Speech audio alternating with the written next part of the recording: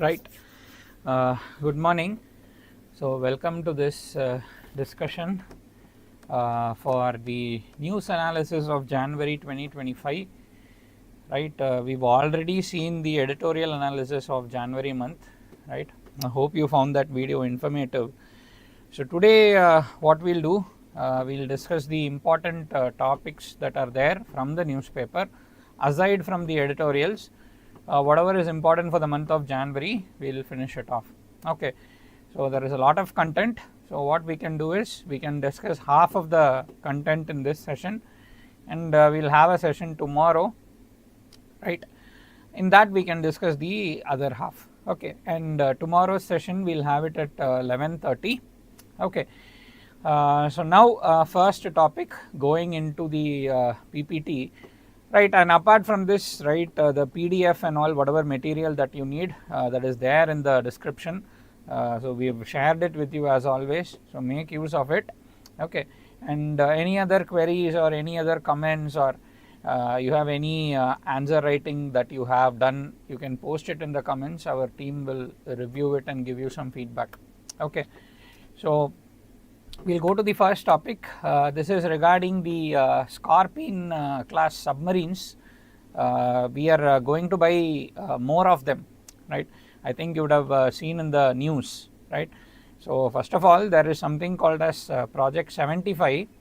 So, this Project 75, it is related to buying of the Scorpion class submarines, which are advanced diesel electric submarines, which we are buying from France, right. So, this particular submarine, it is being built in India only. It is designed by the naval group of France, but it is being designed and it is being built in the Mazagon Dock Limited, right. It is there in Mumbai, Mazagon Dock Shipbuilders Limited. Okay. So, initially we have arranged for 6 of these submarines, and each 6 of them, they have air independent propulsion which enhances their stealth, right. So, they do not have to resurface as often to collect the air, right. So, diesel electric submarine, you know that it needs air for combustion, and if air independent propulsion is not there, then the submarine has to resurface every day. Okay. With air independent propulsion is there, then it can resurface every once in a week or once in 10 days. So, that will enhance our stealth, right. So, it can remain submerged, remain undetected for a long time, right. So, whenever you come to the surface, there is a chance of getting detected, right. So, this Scorpion class submarines already we have received 6 of them. You might have heard Kalvari, Kanderi, Karanj, Vagshir, Vela, right. So, all these are the Project 75 submarines, right. Vagir, that is the one. So, 6 of them we are buying. Okay. So, recently 6th and final submarine Vagshir has been inducted. Okay. And another important thing that was there in the article, it is regarding Project 15B. This Project 15B is related to guided missile destroyers. Okay. So, it belongs to the Visakhapatnam class of stealth advanced guided missile destroyers. So, naval warships, I think we have already discussed the category. So, you have 4 categories of warships, corvette, you have frigate, you have destroyer, and then you have cruiser, right. So, corvette is the smallest naval warship. It will displace around 3000 to 4000 tons, not more than that, right. Frigate, little bit more, around 5000 to 6000 tons, right. Destroyer, even more, maybe around 8000 to 10,000 tons, and then finally cruiser, it will displace around 12,000 tons, right. So, it is based on this only they classify the naval warships. And another thing that you have to notice, beyond this size, you are having your submarines, aircraft carriers and all, right. So, for Project 15B, they can ask and match the following type also. Project 75 is what? Project 15B is what? So, 15B is related to Visakhapatnam class destroyers. Okay. So, what are the ships in that? Visakhapatnam, Mormugao, Imphal and Surat. Okay. Project 17A. So, 17A. So, this is about frigates. We saw it's the right, corvette, frigate, destroyer, cruiser. So it's the second bigger in the class of warships, right. So this project 17A, it is advanced multi-role stealth frigate. Its successor to project 17, which was Shivalik class frigate. So it's being built by Mazagon Dock Shipbuilders Limited and Garden Reach Shipbuilders, right. So it's once again being built in India only, and in 17A you are already having Nilgiri, Himgiri, and then remaining frigates it will be delivered soon, right. So this is the thing, and you might have heard of the Arihant class of nuclear submarines. So remember the Arihant project, it is called as ATV project, Advanced Technological Vehicle. Under that only India has indigenously developed the Arihant class of submarines. This Arihant class of submarines indigenously developed, built in India, and with designing we took some help from Russia. Okay, so Arihant, Aridaman, right.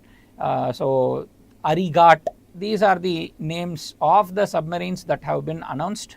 Okay, two of them already commissioned, the third one is under trials. Remaining submarines, once again it has been not named yet, so probably over the coming years they will also be commissioned. Now apart from this, you must remember there is something called as project 75I. Okay, this project 75 is different, 75I is different. 75I, that was also there in the news, that is purchase of submarines from ThyssenKrupp. Recently ThyssenKrupp of Germany has won the contract. Okay, so ThyssenKrupp of Germany along with the Mazagon Dock Shipbuilders Limited, jointly they are producing 6 advanced diesel electric attack submarines that also has the air independent propulsion. So 6 of them are going to be built, maybe by 2035 everyone will be commissioned. So those 6 submarines are different, that is called as project 75I. And another important thing, remember, under project 75, Scorpion class submarines, Kalvari class submarines from France, from naval group we have got. Now with respect to project 75, another 3 more we are ordering from the same naval group. So project 75, 6 were there, now another 3 also we are buying. Okay, apart from that the marine Rafale aircraft, that also we are buying, so remember that. Okay, so 75, 75I. Okay, apart from that our advanced technology vehicle for nuclear submarine, so you must remember and not get confused. The next thing, it's regarding the judicial efficiency. So if you see judicial efficiency, let me go to the slideshow, I forgot to go to the slideshow, right. So if you go to the judicial efficiency, you can see here in 2024 the district courts have disposed over 13.4 million cases. Okay, and there are around 10.5 million cases pending, and this is actually very good performance. Okay, because if you see here in 2023 the district courts, they had disposed of only 3.14 million cases. Okay, so that was very less. Now it has they have 1 million cases more they have disposed. Same thing with respect to our Supreme Court also, the efficiency has increased, more than 36,900 cases in 2024 have been cleared. So in 2023 it was only around 6,000, right. So these are the things, right, and you can see here the pendency matters, so 0.79, so that also is one of the best efficiency that we have seen as of now. Okay, so these are some of the things with respect to the cases. So we are disposing of more cases than what gets filed. So that means that apart from what is getting filed for the year, the backlog cases can be disposed of. So you see here, Supreme Court has a disposal rate of nearly 110%. That means 100 cases this year, whatever has been filed, you imagine it has been disposed of. Another 10 old cases that are pending has been disposed of. That is the meaning. Okay. So some of the things that recently we have implemented for increasing the efficiency, you might have heard of SUPACE, you might have heard of the FASTER system, the e-court mission mode project. So we are promoting the digital transmission of the court records and all. So all these things, it is improving the efficiency, right, because manual paperwork, it takes a lot of time. So if it's done digitally, it saves a lot of time, right. So these are the things, right. So role of NJDG, right, real time data on pendency, institution and disposal. So how much is pending where, that we get, right. It identifies the bottlenecks, it enables resource allocation. The Uttar Pradesh district courts, they have shown very good performance, right, according to the national judicial data grid, 15% reduction in pendency. So some of the initiatives that the courts have taken, one is e-courts project, right, e-filing, case tracking, virtual hearings, all these things. SUPACE project, right, it's an AI based tool that will help the judge by getting all the relevant data and facts related to the case, right, SUPACE. Likewise, FASTER is also another one initiative, you can study that. And you might have heard of this virtual justice clock. So this is being publicly displayed in front of the courts to see the performance of how the court is doing, how many cases are being filed, how many gets disposed, what are the pendency, all these things, right. So next article, ensuring the fertilizer for the next Kharif season, right. So Kharif season, main monsoon season starting from June, July, August, September, right, and the center has given extra subsidy of 3,500 per ton for DAP, right. So you might have heard for DAP and all, you are having nutrient based subsidy. So usually under the nutrient based subsidy, what happens is the sellers can sell it at whatever price they want, and whatever difference is there between the selling price, if it is less than the cost of manufacture, that gap will be given as subsidy, okay. But now what they have done is the government, though formally they are saying that it can be allowed to be sold at whatever price they want, informally they have frozen the MRP, okay. On paper this DAP and all is decontrolled, only urea is under direct price control, but even the non-urea fertilizers, informally the government has said to the sellers that you sell it at a particular price, whatever gap is there we will give it a subsidy, like that the government has told. The reason being, they want to ensure the availability of this fertilizer at a nominal cost, okay. So that is why they are taking some loss. And another reason is, lot of basic ingredients for manufacture of fertilizers come from China, and our rupee is going on weakening against the dollar, so import cost is increasing manifold, okay. So that is why we have to give them give a subsidy, informal price control. If not, seller will charge a bit high price, then farmers will only use the urea, it will result in imbalanced application of the fertilizer, soil will get affected, it will cause all sorts of problems. Already farmer unrest and all is happening, so government has taken this proactive measure. So going forward, see, we need to do something about it. Only 50% of DAP is being manufactured in India, 50% is through imports, and it's getting very problematic.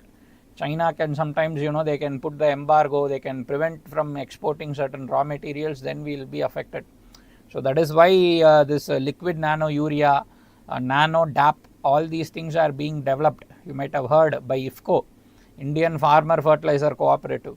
Liquid nano urea, liquid DAP, nano DAP, all this has been developed.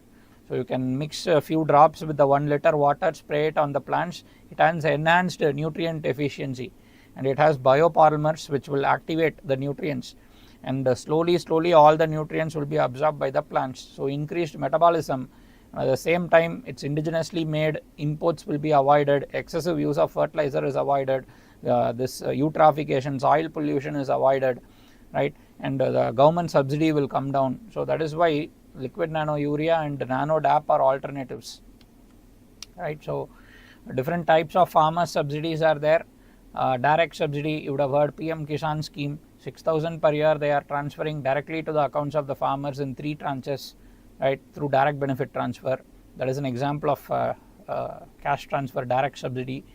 Indirect subsidy, maybe they are giving the tax breaks, right, reduced duties. Of course, agricultural income, right, it is not at all taxed also, so that's a tax break only, right. Production subsidy, right, once again we are trying to reduce the cost of production, maybe production linked incentive scheme, right. The participatory guarantee scheme, that is they are creating the organic clusters, right, under the Paramparagat Krishi Vikas Yojana. So Paramparagat Krishi Vikas Yojana, they are providing per hectare subsidy is being given. So for creation of the organic clusters, and then they are encouraging the farmers to apply for the organic certification, whether it is the PGS certification or NPOP certification, so that you can say example of production subsidy, you want to bring the cost down, right. Price subsidy, government fixes the prices below the market price. So once again fertilizer subsidy we are doing, right. Apart from that you are having MSP, that also you can think it's ensuring that particular return comes to the farmer, right.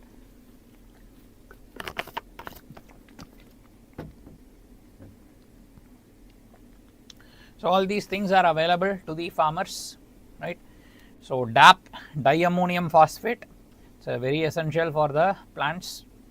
It has both nitrogen as well as phosphorus, so it's water soluble, it's essential for plant growth, right. It is quickly absorbed by the plant, so it boosts the crop yield. Okay, so different types of subsidies and all we have seen. PM Kisan we have already seen, Krishi Vikas Yojana I have told you, agriculture infrastructure fund scheme. So for example under that you are getting subsidized loans, the loans are subsidized, and if you are paying it promptly, interest subsidy also is given, so effective interest rate also comes down. Already the loans are at a subsidized interest rate. Apart from that, if you repay it promptly, further interest subsidy is also given. You can get the loan, you can establish the infrastructure that will prevent the loss. For example, cold storage, warehouse, all these things you can create so that post harvest loss and all will come down. So for that you can take the loans under agriculture infrastructure fund. Our Fasal Bima Yojana, largest crop insurance scheme in the world, right. So under Fasal Bima Yojana the farmers have to bear only very less amount of premium. Central government is bearing the premium, okay, and the farmers component, many states have voluntarily said that we will bear the farmers component. So farmers are effectively paying nil to nothing, right. So as premium. So Fasal Bima Yojana. So next thing we will move on to the next topic. It's with respect to the Bhopal gas tragedy. Finally after 40 years, nearly 337 tons of chemical waste from the Union Carbide factory that is there in Bhopal. It is going to the Pithampur industrial area where it will be incinerated. So there are some industrial waste disposal facilities in Pithampur near Indore in Madhya Pradesh. So there it is going to get incinerated, okay, and the entire work is being superseen by the Central Pollution Control Board along with the help of the State Pollution Control Board, okay. So that is the thing with respect to this news. So you might have heard of the Bhopal gas tragedy, more than 5,000 people died, and it caused a lot of genetic defects also.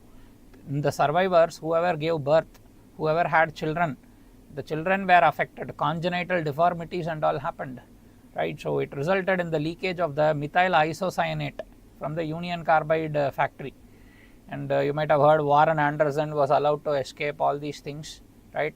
So 337 tons of toxic waste had remained there inside that complex or compound of the Union Carbide factory.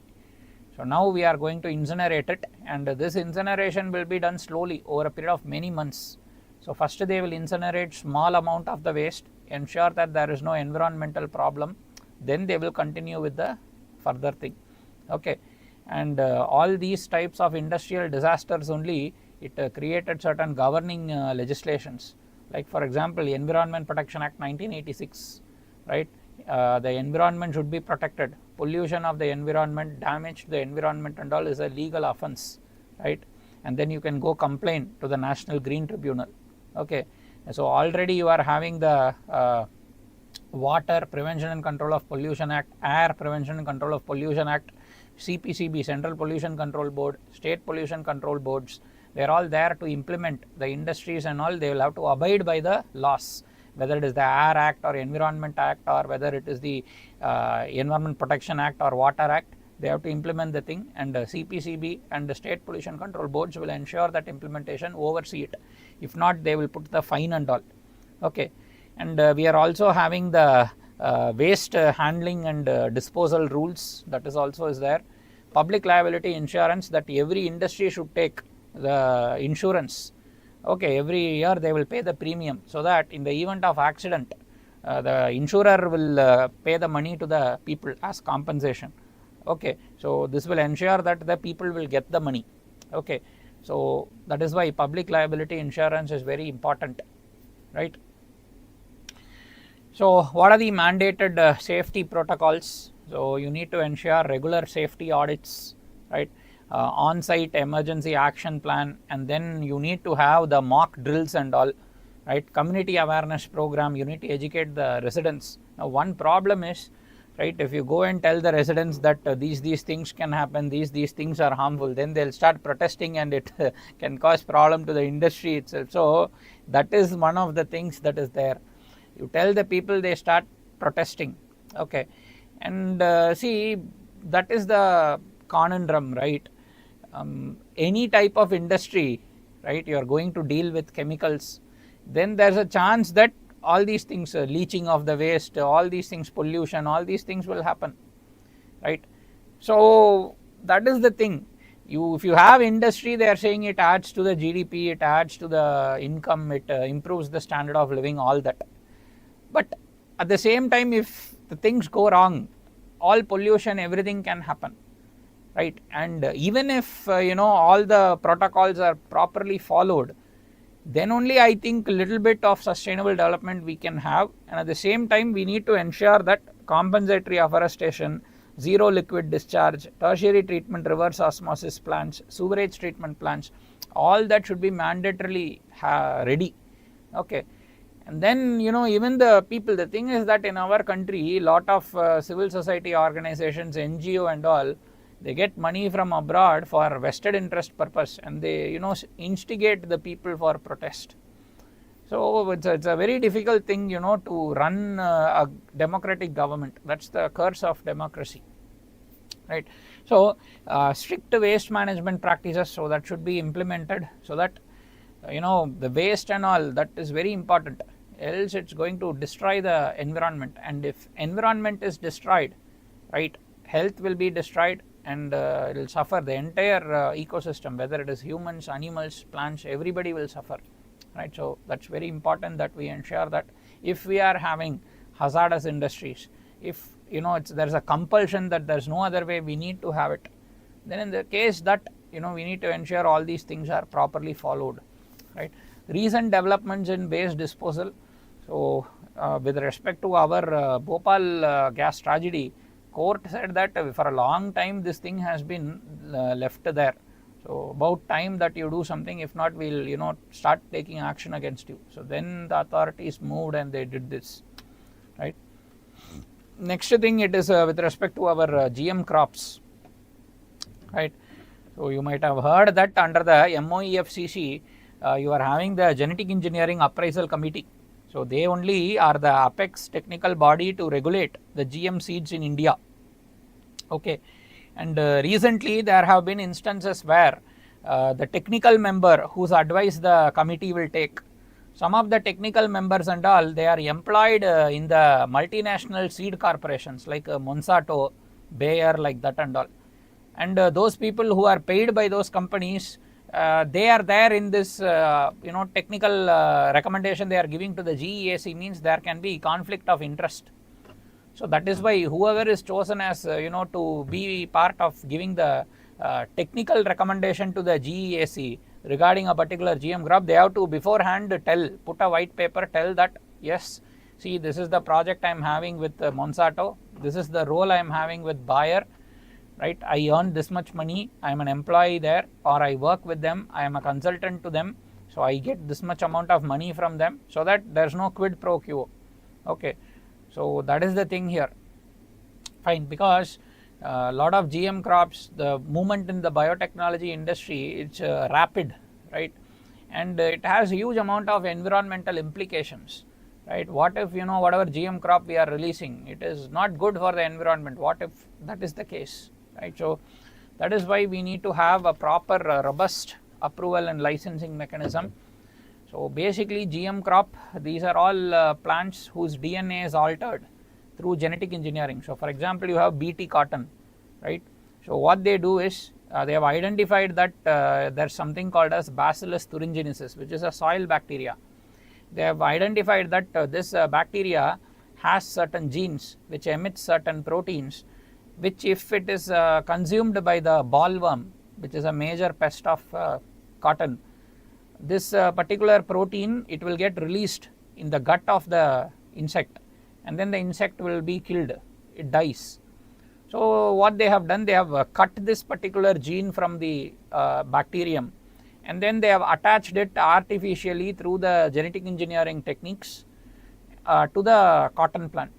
So now if any bollworm going to eat the leaf of the BT cotton, the idea is the leaf will be consumed, it will go to the stomach, there the leaf will have the protein, toxic protein compound that will then get released in the gut of the insect, and the insect will die. This they have said that it will ensure that the farmers will have cotton which is resistant to the bollworm, and they don't have to buy the pesticide and all. Now the thing is that nature is, nature, one of the major things about nature is that they constantly evolve. So the insects also slowly started getting evolved to the BT cotton variety. Not that they accepted their fate and they kept on dying. After 10 generations of death, the 11th generation, they said that okay fine, okay this is what you are doing, let me create a variation of my own. And they mutated, and now they have resistance to BT cotton also. So now what the companies are doing, every year they add some gene, remove some gene, so that they want to be one step ahead of the evolution. But now what it has become? It has become a monopoly. The farmers have become slave of these genetically GM companies, seed companies, Monsanto, Bayer, like that. Why? Because previously we used to have the local varieties. Farmer will grow the cotton, some of the seeds he will save it, next year he will again sow it. So now I don't have to buy the seed from anybody. That was my situation at one point of time. Then these geniuses came and told that BT cotton, this is that, that is that, and they put that on me. Now every year I have to buy the seed from Monsanto. Monsanto will say 1 ton seed this much, 1 quintal seed this much, 1 kg seed this much.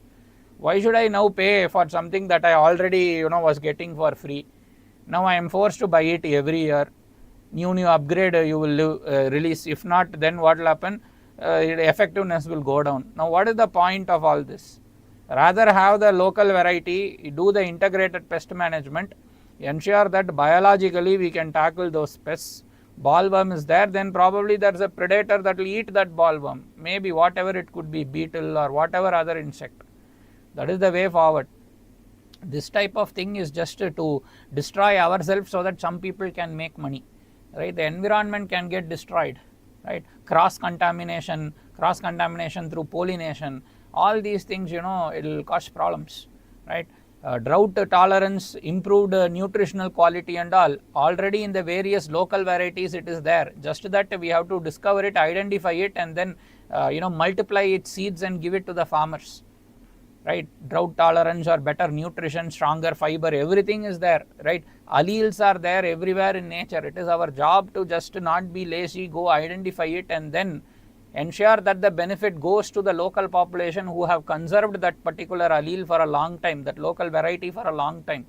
You can't simply put a patent on all these things and then make money and then fool the people, right? So these are the things about GM crops, right? GM crops may be, if implemented decently, there is a chance for benefit, but most of the time implementing anything decently and humans don't go in the same line, right? Greed will trump anything.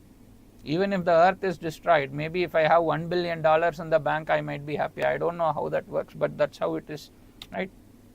So enhanced nutrition, this golden rice, pest resistant crops, higher yields, right? All these things I think we need to put with the asterisks, right? Lot of things are questionable. There can be other ways also, right? Every year I have to buy the seed, cost of input will increase, right? So climate change adaptation, all these things are there. So of course, right, we are writing for the exam, so balanced both good and bad, 4 points each you need to know. So that's the way forward.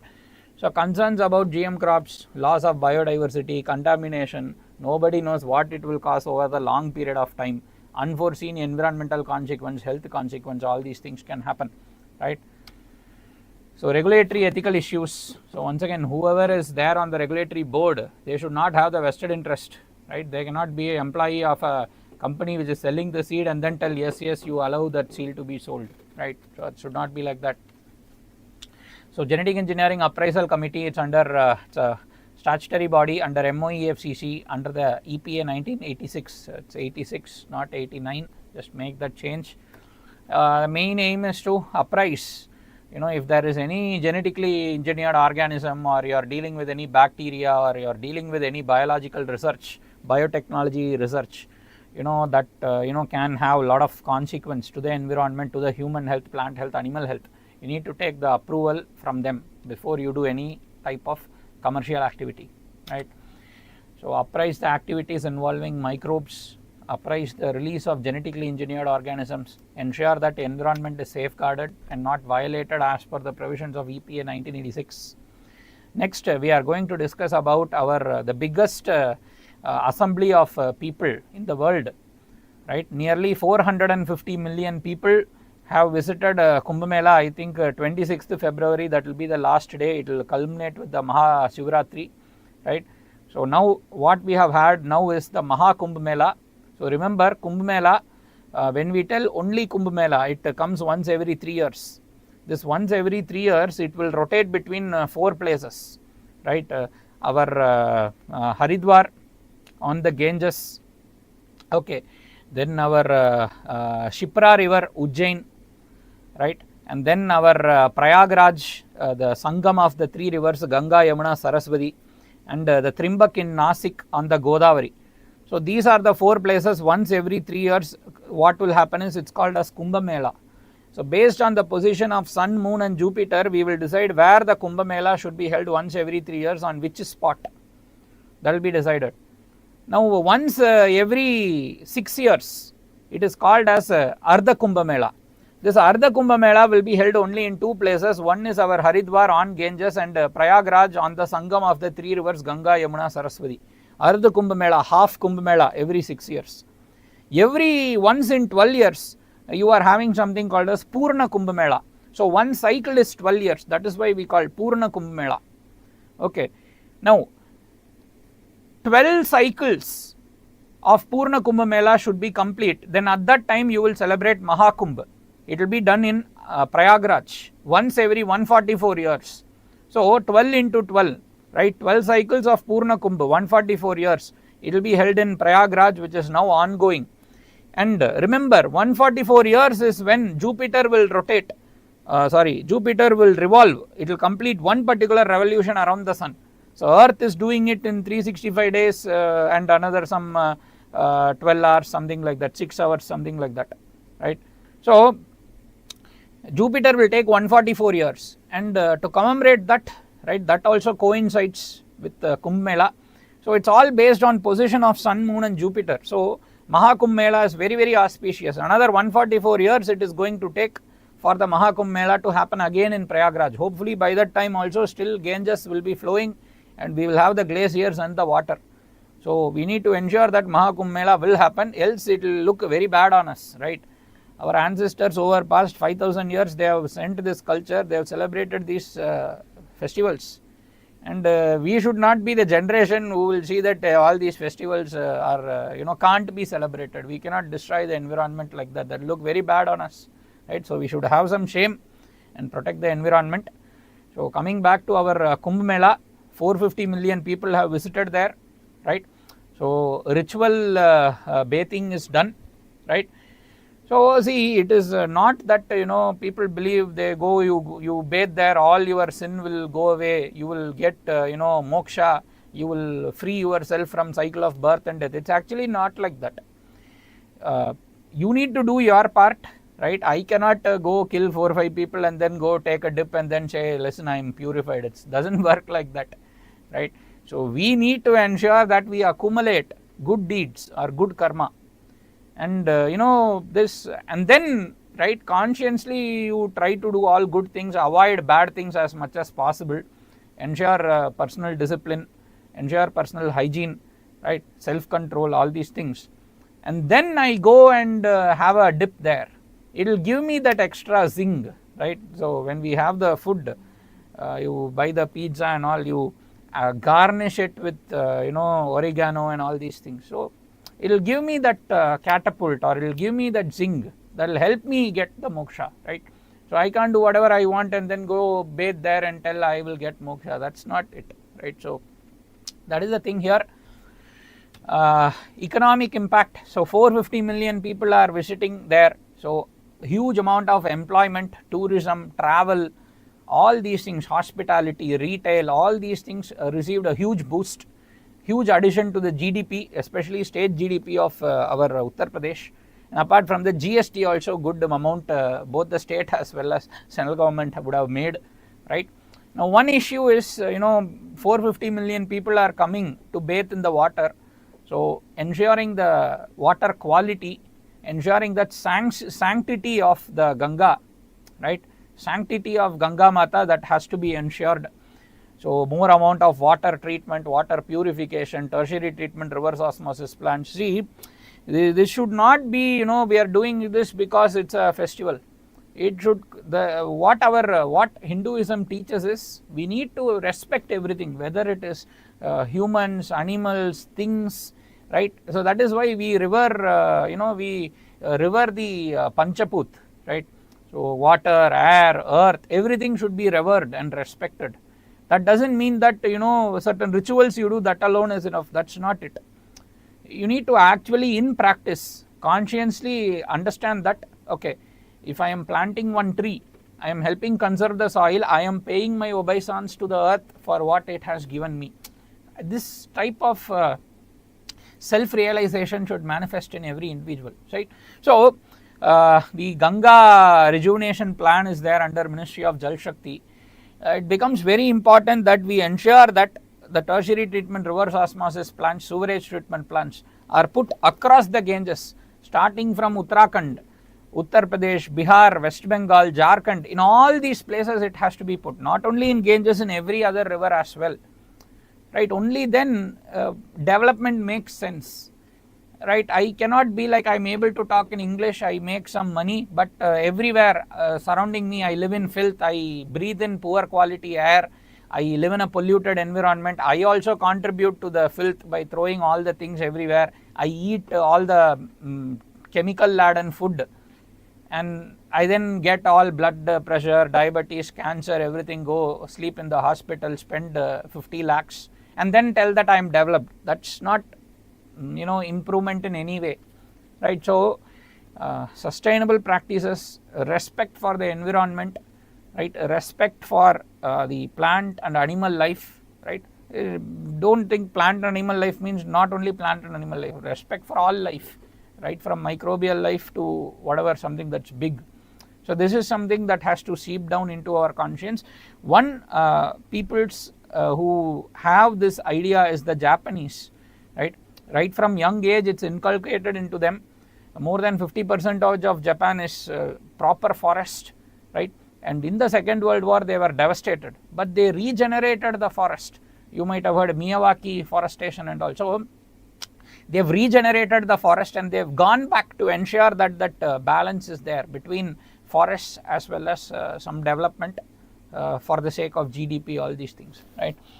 So that is the problem. If you don't have that high income, you don't have the GDP, the people who fix the frame the rules, who say that this person is good, this person is bad, this person doesn't deserve any respect, the elite, the global elite, the people who attend the World Economic Forum, right, the deep state, they don't respect you if you don't conform to their notion of what is right, right. So that's actually not right, it's just their notion, and it comes with a huge cost, and most of this huge cost is borne by the poor, the least developed countries, developing countries, right. So anyway, we'll move on to the next topic. It is the Ladki Bahin scheme. Ladki Bahin scheme, it is in Maharashtra, right. So the full name is actually Mukhyamantri Maji Ladki Bahin Yojana. So it's implemented by Women and Child Development Department of the Government of Maharashtra.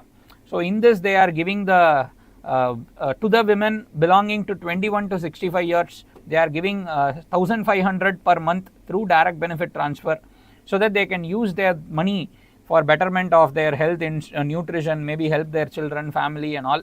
Okay, so person should not be in the they should not get the average family income above 2,50,000. So people who are earning money less than 2,50,000, the annual average family income below 2,50,000 means they are eligible. So that is the thing.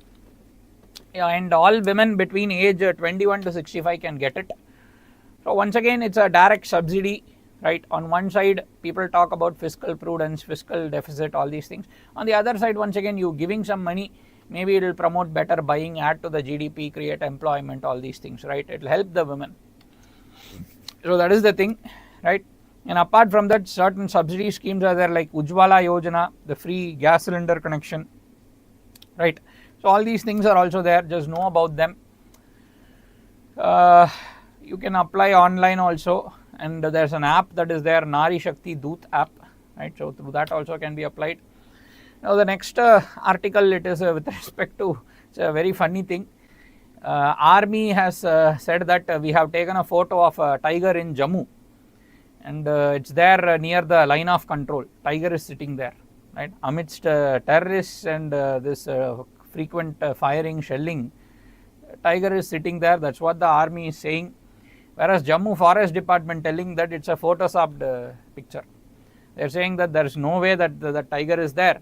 And the nearest probably tiger is located is most likely Uttarakhand, our Rajaji Tiger Reserve. And there's no way that the tiger traveled 500 kilometer amidst human habitations and then went and sat on the LOC, right? So that is the thing here. So what from our exam point of view, Rajaji Tiger Reserve, very important, right? It's there in Uttarakhand. So it's a habitat of elephant, tiger, leopard, right? So two big cats are there. It has a very good sal forest, teak forest, tropical, subtropical, deciduous forest, right? All these things are there.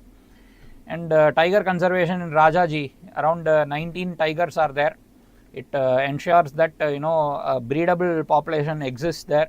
It connects the various places like Corbett Tiger Reserve, so Jim Corbett, right? So all these things, it plays a key role, right? And it belongs to the Terai Arc landscape. So Terai landscape, most of it has been destroyed, has been converted into agriculture habitation, human habitation, industries and all, railways, all these things have been put. So last remaining Terai landscape, few things are there here and there, some in Uttarakhand, some in Uttar Pradesh, right? So it's an example of that. It has the important watersheds for both Ganges and Yamuna, and it ensures carbon sequestration, right? So our enhanced NDC and all you would have heard, and a lot of ancient temples are there. So the people respect the area, right? So these things are all there. That's the thing with respect to the news. And National Tiger Conservation Authority. So it is the prime body that is there regarding tiger conservation in India. So it's created under the WPA 1972, right? So that means that it's a statutory body, right? So they will help in setting the camera traps, doing the GIS based tracking to ensure the tiger census and all that they and all do. Okay, and they ensure the implementation of Project Tiger. They'll ensure protection of the tiger habitats, right? So they'll give the recommendations to the state forest departments how to improve the conservation measures, all these things, right? And this Project Tiger, the NTCA is actually implementing one important thing, one important biological concept called as source sink model, right? This source sink model with respect to environment or with respect to habitat, what it means that particular species will occupy different types of habitat. One is called as source, which is high quality habitat where the breeding is possible, so it will produce the population. And there are some habitats which are of very low quality, which are degraded, there the breeding is not possible, but because the source is there, the source will keep on producing the more and more individuals, and these individuals will migrate to the sink, and somehow even in the degraded habitat the animal is able to survive. So this is the theoretical concept called as source sink model, okay, and Project Tiger has taken note of it, and a lot of sinks we are trying to convert it into source, so that there also you have a sustainable breeding population, right. So NTCA, that is the thing, right, enhance the conservation measures. It has this Stripes app for monitoring of the tigers. So which tiger is unique, based on the stripes they can track it, find it, do the census and all, okay. So these are the things about NTCA. So the next article, data localization.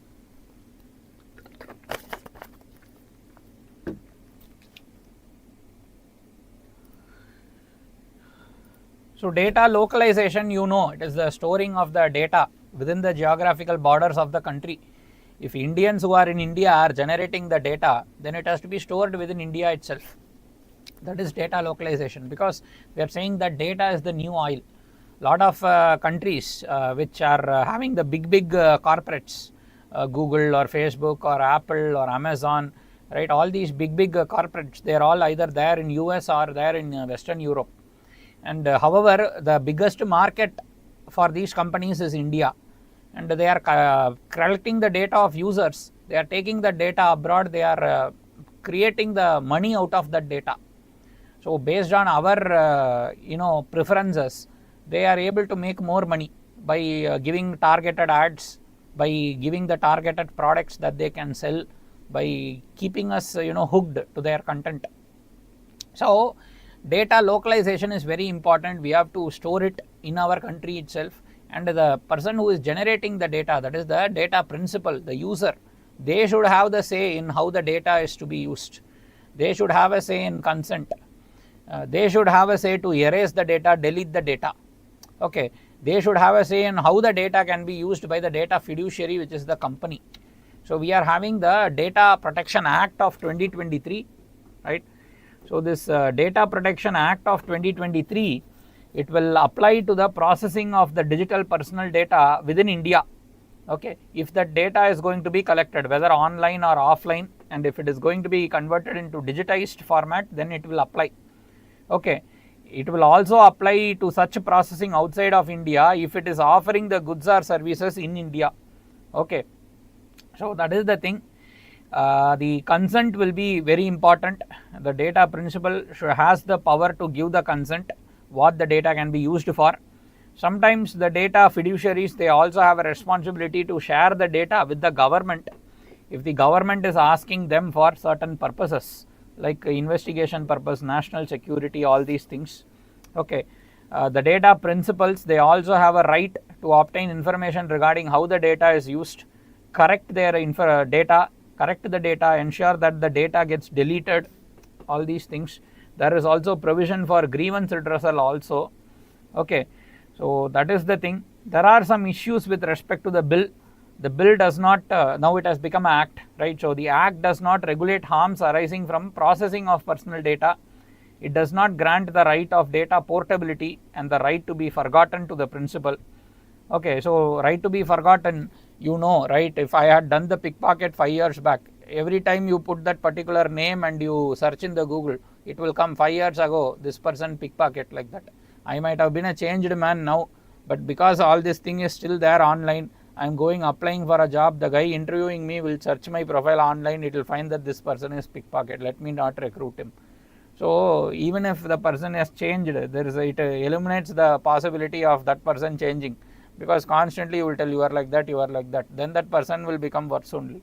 So this is one problem, right. Data right to be forgotten, it is not explicitly being granted, and they will create a data protection board. Okay, so this particular board will deal with the grievances, whether I am a customer, I have some problem how my data has been used by the fiduciary, I can complain there. And even the appeals, it will go to the TDSAT, right, the Telecom Special Appellate Tribunal, right, Telecom Dispute Settlement and Appellate Tribunal, to the TDSAT the appeal will go. So that is the thing with respect to our Data Protection Act. Okay, so it gives some definitions, what is data, data principal, data fiduciary, exceptions, all these things we have seen, right? Data Protection Board, it will adjudicate the non-compliance, impose the penalty. If you want to appeal, it goes to TDSAT, the Telecom Dispute Settlement and Appellate Tribunal, right? Cross-border data transfer, it's allowed to countries notified by central government. So some of the data going abroad all, still, right? Parents' consent needed for processing children data, right? Draft data protection rules. So under the act, now they have to implement the act, they have created the draft rules. Okay, so what is it saying? Central government will specify the categories of data that must be processed within the India. Data fiduciaries must establish mechanisms for obtaining verifiable parental consent for children's data. If any data breach is there, you have to notify the individuals promptly, telling the nature and extent of the breach, consequences and mitigation measures. Okay, so it implements reasonable security practices like encryption, access controls and all. The data principal rights implementation. So procedure for data principals to exercise their rights, they can submit the request. Timeline for data fiduciaries for respond is also there. Significant data fiduciaries, so these are the bigger companies, right? That also has been identified. Grievance redressal procedures are there, timelines are there for that also. Data retention and deletion, guidelines on data retention period and mandatory deletion after a particular period is also mentioned.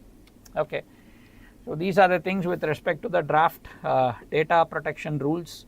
So just go through it, be aware of what is the rules and all, right?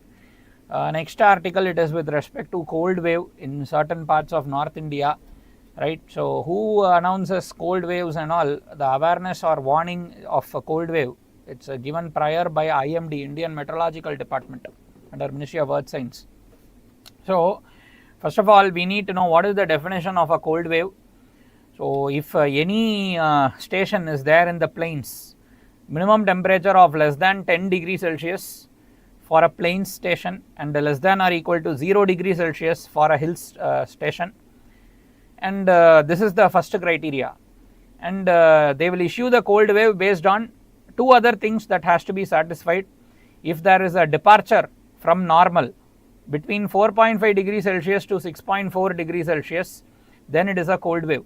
Okay, so temperature in the plains area should be less than 10, and at the same time it should be having a cold wave departure from the normal 4.5 to 6.4 degrees departure from the normal, then cold wave. Severe cold wave means greater than or equal to 6.5 degrees Celsius departure from the normal for the plains. Okay, and for the hilly regions, same thing only. First condition is temperature should be less than 0 degrees Celsius, then there should be departure from normal 4.5 to 6.4 degrees Celsius. If it is more than that, then it is severe cold wave. And for the coastal stations, okay, if the minimum temperature from departure is less than 4.5 degrees Celsius or minimum actual temperature is less than 15 degrees Celsius, then itself it is cold wave. Okay, so these are some of the things.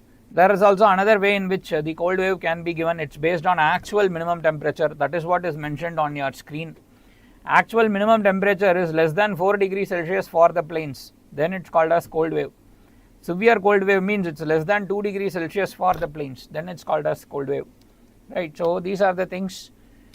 Why cold waves get formed? High pressure systems, right? So you will have high pressure in that area, low temperature will be there. So anticyclone will be created over the parts of Tibet, northern India and all.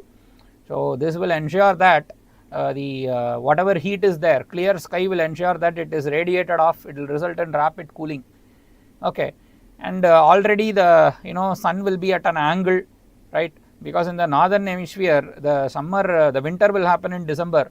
So at that time, the sun will be in the southern hemisphere. So it will be at an angle. So the temperature also will be less. Impact of sun also will be less. Cold wear advection. So sometimes the polar jet streams, they come towards the equator, so that can cause advection, right? And sometimes heavy snowfall will happen in the Himalayan mountains and all, so it will ensure that the cool temperature will prevail over North India. Okay, so what are the things? Once again, some things are there, right? Wind chill effect. Some dry wind will constantly blow over the land, it will amplify the cooling, people will get frostbite and all, so that is some of the things, right? Western disturbance, If western disturbance is there, the cold wave will not be there. Okay, the temperature will little bit increase, nights will become warmer, but western disturbance not there means cold wave will be more severe. Okay, so that is the thing. And sometimes the La Nina also can impact the cold wave. It can increase the intensity of the cold wave. It will push the polar jet stream towards the equator and cause this cold. Okay, so vulnerable areas, you can think of it northern India, and it can cause lots of issues. Some people might get the hypothermia. So hypothermia means the body is becoming very cold. Okay, so it can cause the problems, right? So if the body is going to become very cold, right, below 95 degrees Fahrenheit, usually 98.6 degree Fahrenheit is our temperature, right, around 37 degrees Celsius. If it is going below 35 degrees Celsius, hypothermia, very cold will happen, and the body cannot generate enough heat to meet the loss of heat. More heat loss will happen than what is possible for the body to generate. Then body become more and more cold, it will cause the health problem, right? Person can turn blue, they can start hallucinating things. Frostbite is nothing but this dry wind can cause a lot of damage to the skin. So it will cause the numbness, it will cause pain, right? It will cause a lot of pain, that needle and pins type of feeling, it will prick you. So all these things can happen. Okay, so these are some of the things, right? Damage to agriculture is there, so crops and all will get affected. Disruption of the air traffic, road, rail traffic, fog and all, if it is there, it will cause problem, right? It will cause problem to the wildlife.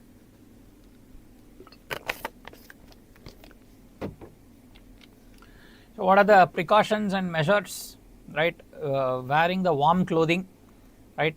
Domestically maybe we can use the heaters. Okay, government should set up the night shelters, distribute the blankets and all. Driving slowly, using the fog lamp, fog light and all, that is very important.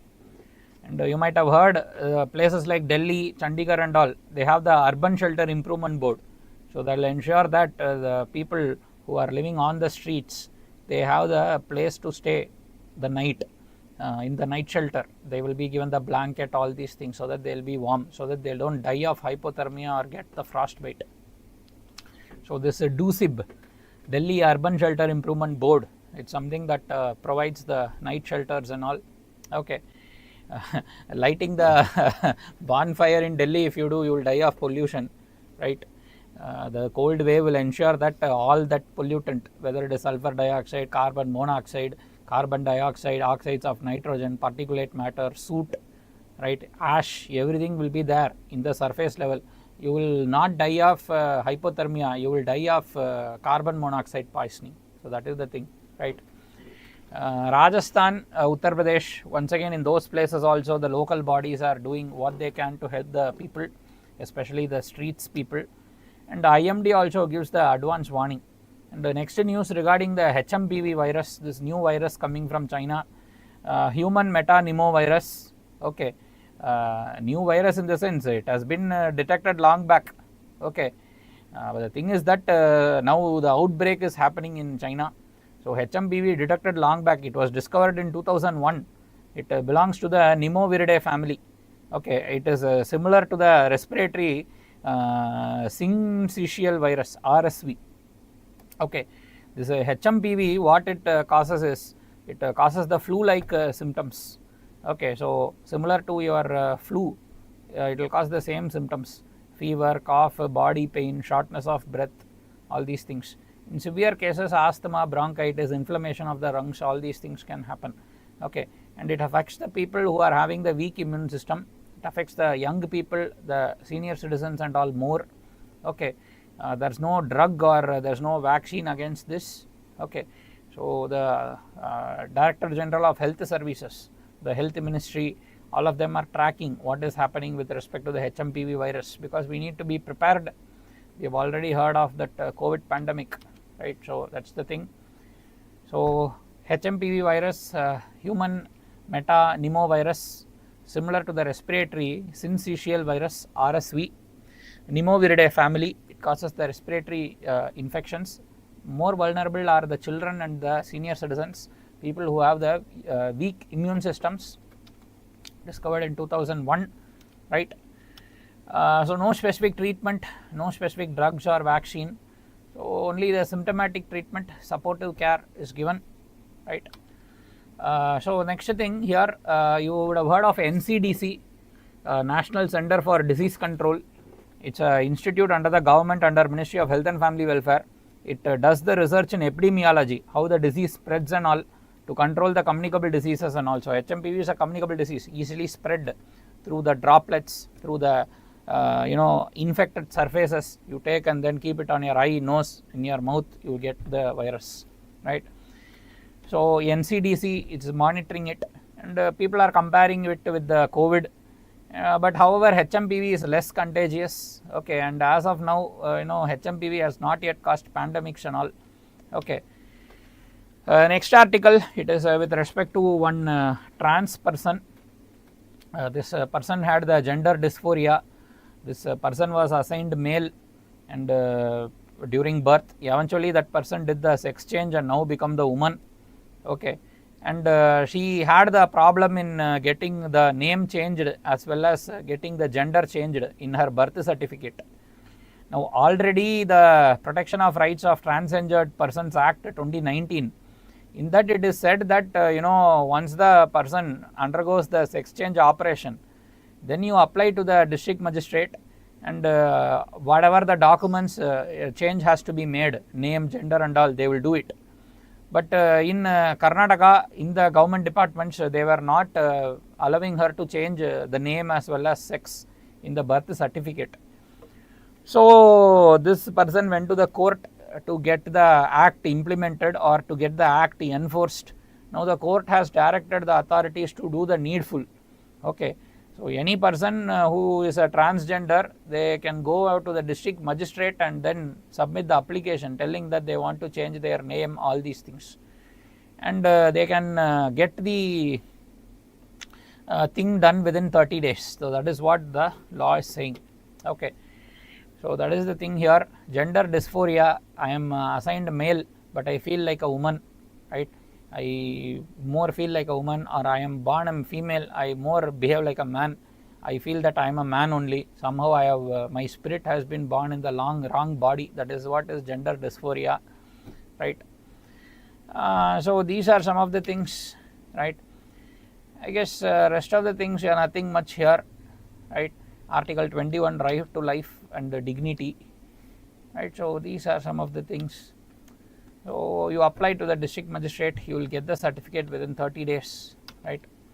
Next thing, we will talk about the defense deals that Prime Minister has made in the Paris. Of course, this article taken prior to the signing. So Scorpion class diesel electric advanced attack submarines, 3 more we are getting. Already 6 we have already got, right. Kanderi, Karanj, Vagir, Vela, Vagshir, Kalvari, all those 6, project 75. Now another 3 we are buying Scorpion class submarines with air independent propulsion system, right. The initial ones they didn't have it, then we retrofitted during the midlife retrofitting of the submarine. So now we are buying this 3 more submarine, and then we are also buying the 26 Rafale marine fighter jet, and some trainers also we are getting. So it's all costing $10 billion, okay. So actually in this news they are going to sign it, but actually it has been signed.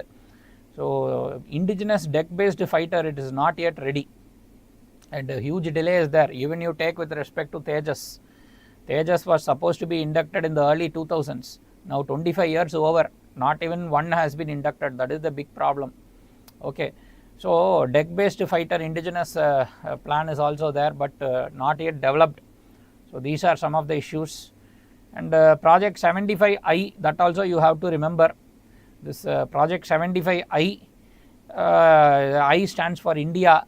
This is the advanced attack submarine we are getting from Germany, ThyssenKrupp.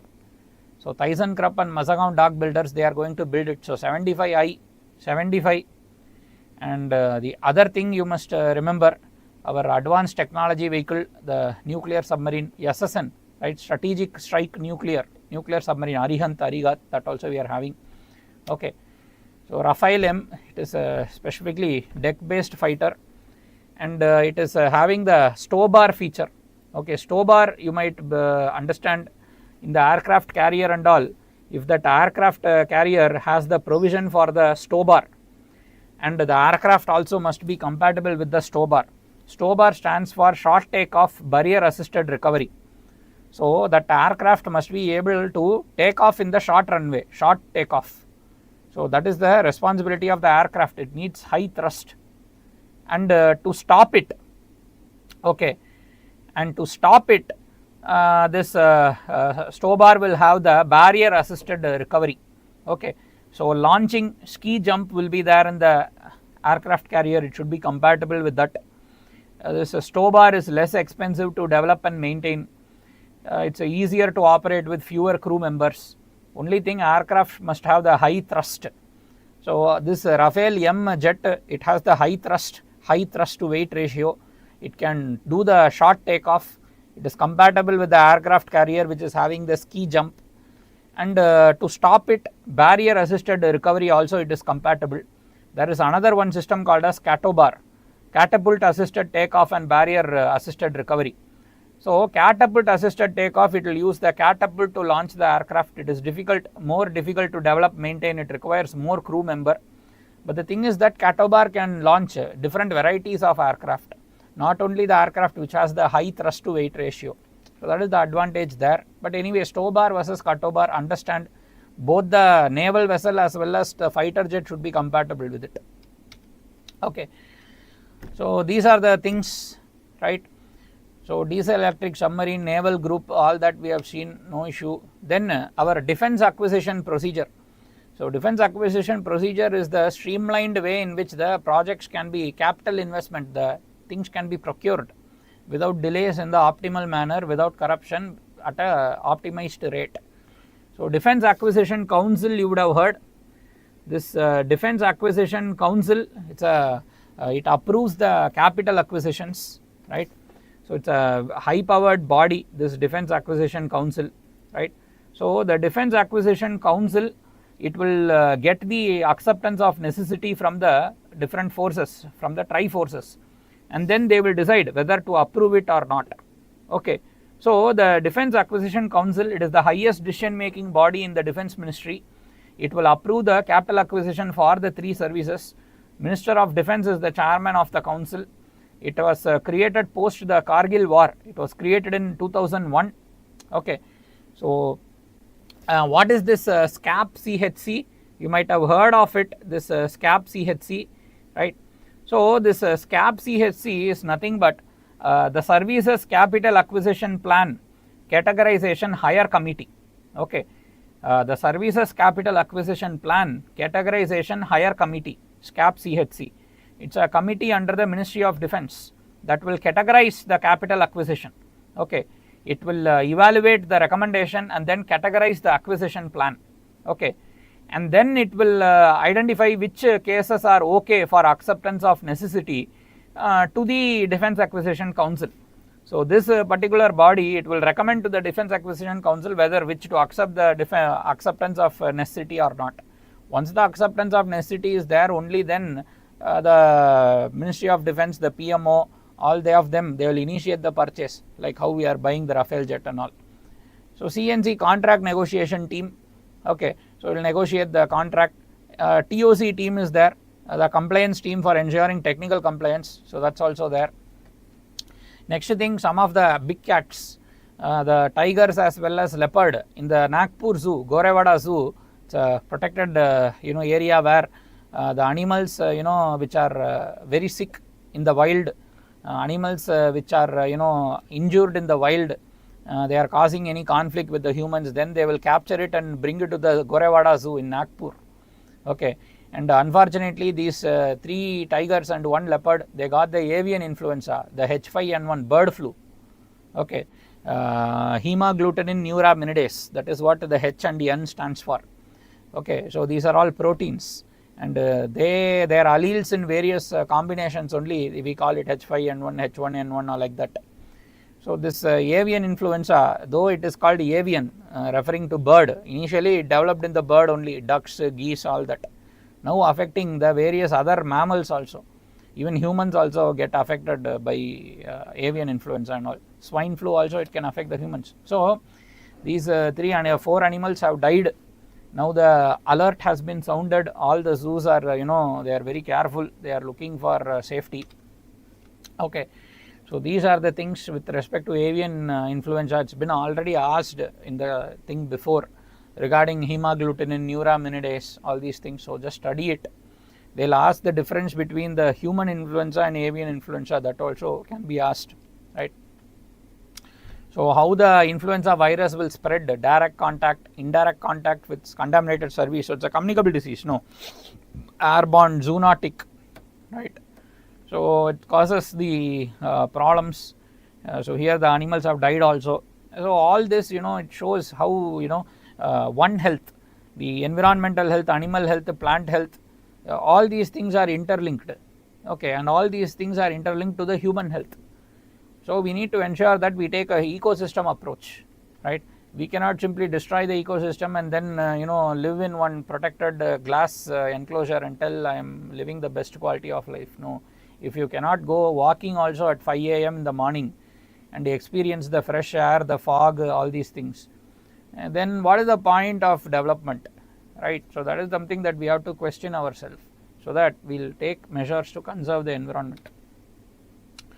So what are the things to prevent this swine flu, bird flu, all these things? Regular health checkup, biosecurity, isolation. Sometimes they cull the infected animals, right? They just kill it. Vaccination for the poultry. You should not use the antibiotics meant for humans in the animals. So it can cause the disease resistance and all. So all these things you need to implement, right? So next thing, our Tamil Nadu Chief Minister, he has said that 1 million prize they will give to whoever is going to decipher the Indus Valley script. This he has given because he is hoping that someone will decipher it and tell that it is it's actually Tamil language only, or someone should tell that it is only Dravidian culture or something like that. That's why he is saying. If someone deciphers it and finds out that it is not linked to the Tamil or Dravidian, means don't know whether he will give the 1 million. So anyway, there are some scholars, like for example, some scholars, you might have heard of this person named Airavadam, right?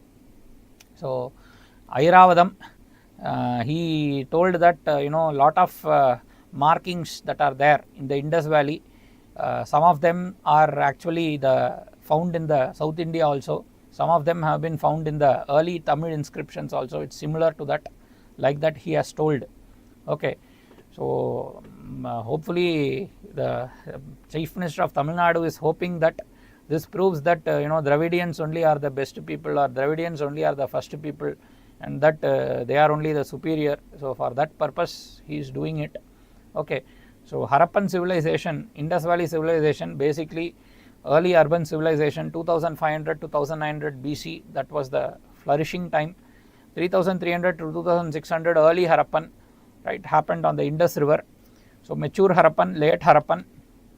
So northernmost extent Jammu Kashmir, easternmost Alamgirpur in UP, southernmost until Daimabad in Maharashtra, westernmost is in Balochistan, Sutka Gendor.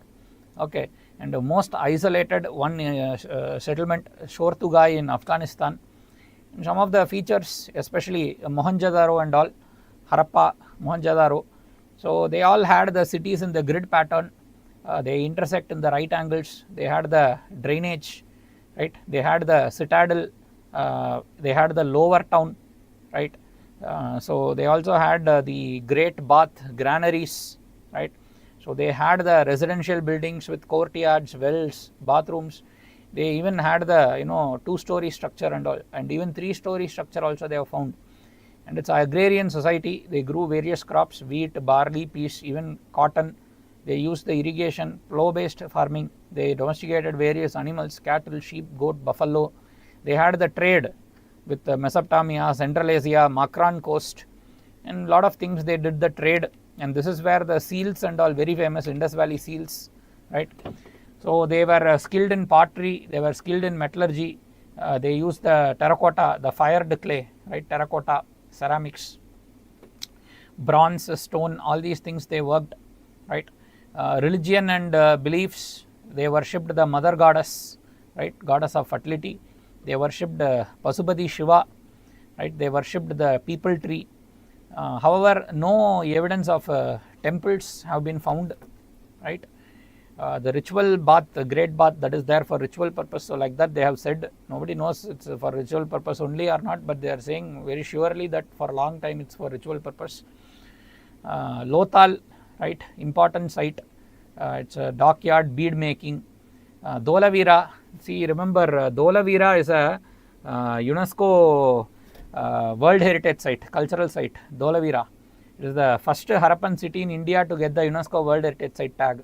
Okay, Lothal, Gujarat, Dholavira, Gujarat, Mohenjo-daro in Sindh, Pakistan, Harappa in once again Pakistan, right, Kalibangan in Rajasthan, Rakhi Garhi in Haryana, it's the largest Harappan site. All these are some of the sites.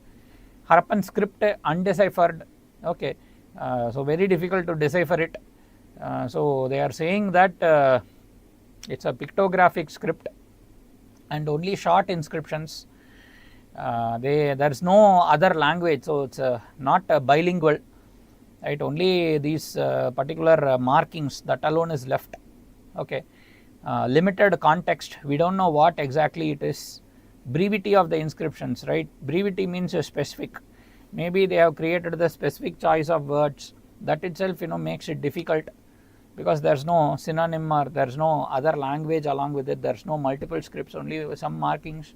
Maybe it is meaningless, just simply different symbols they have put and kept, right, and just to signify the ownership, maybe just to signify the ownership, simply some markings they have put and kept. It's not a language, they also probably don't know what they are doing, just simply they have put and kept, also it can be possible. Maybe with AI going forward we can find out what exactly it is and all, right. So that is the thing here with respect to the Harappan script, right.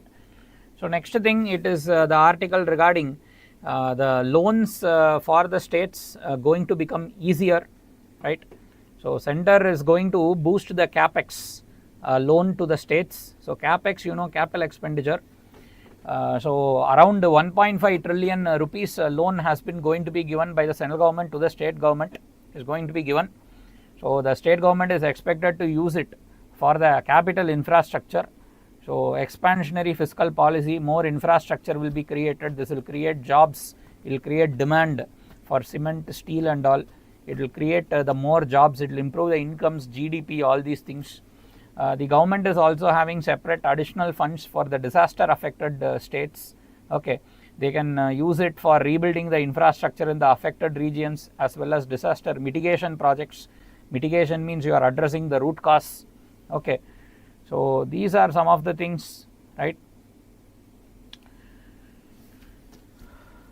Okay, so capital expenditure, long term investment in physical assets drives the economic growth, different from revenue expenditure, which is recurring expense, right.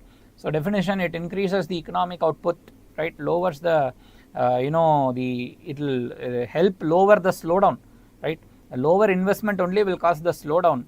So if it is going to increase the investment, means slowdown will be lowered, that is what they are saying. It will address the weak demand, it will stimulate the demand, people have the money, they will have the jobs, salary and all, they will buy more, so demand will increase, right. So they want to address the slowdown in the growth, right, that is the thing. So because third term for the NDA and now around 2 years already over, so they want to improve the performance, 1.5 years over, say they want to show as much growth as possible so that next election they can win, right. So role of capex in economic revival, it will increase the demand, jobs, GDP, demand for the steel, cement, raw materials, all these things, right. So government wants to achieve the GDP target, they want to increase the incomes, reduce the poverty, so they are allocating the lot of funds for housing, transport, right. You might have heard Gram Sadak Yojana, Awas Yojana, right, all these things, right.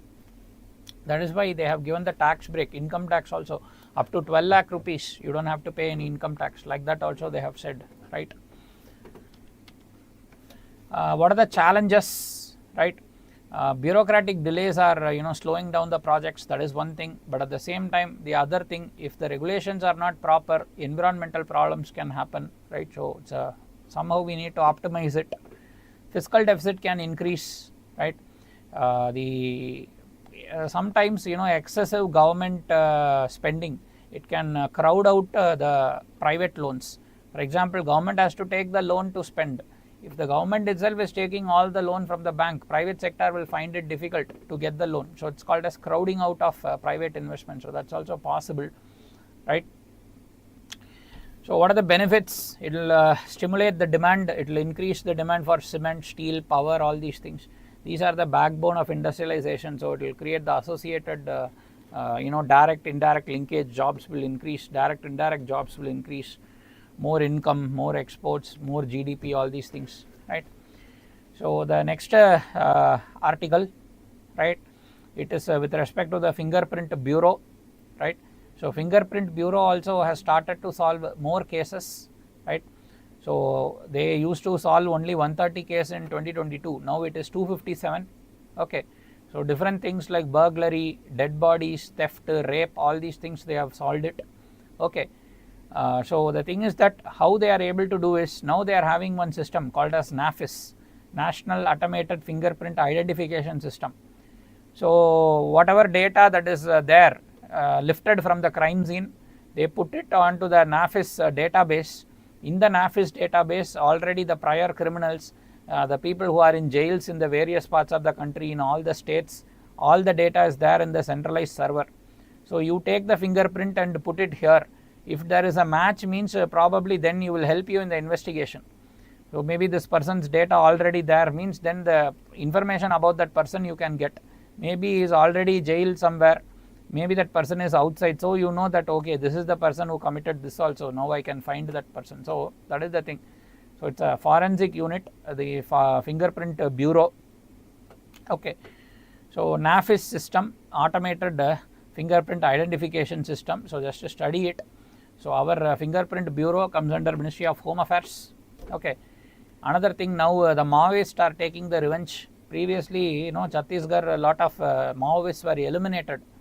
Now they have taken the revenge, and in the Abujmand forest of Chhattisgarh, they have kept the IED, improvised explosive device, and they have kept the trap, and the Naxal touched the trap while walking, it exploded. Huge craters, bodies flown everywhere, they were strewn everywhere, 9 people died. They all belong to the district reserve guards, okay, and the Bastar fighters. Both of them are the specialized Chhattisgarh police force raised to tackle the Naxalism. You might have heard Greyhound. Okay, so Greyhound is also a specialized police force only, right?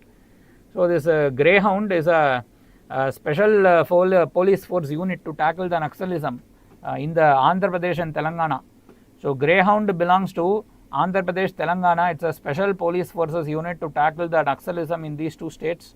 It was developed by K.S. Vyas, Kota Srinivas Vyas, right? So Kota Srinivas Vyas, he only developed this Greyhound, elite police force that will tackle the Naxalism in the Andhra Pradesh and Telangana. Okay, now it is operating in Odisha and Chhattisgarh also. So it's a elite force, and K.S. Vyas was martyred. He was killed by Naxals because K.S. Vyas helped in creation of the Greyhound, and which was very successful, okay, in tackling the Naxalism. So another thing you might have heard, Cobra.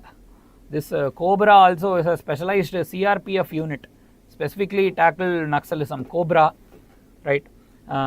So Greyhound, Cobra, our district reserve guards, Bastar fighters, all these things you have to know which state is which is operating, whether it is state police or CRPF, like that you have to know, like that in match the following they can ask. Okay, so that is the thing here.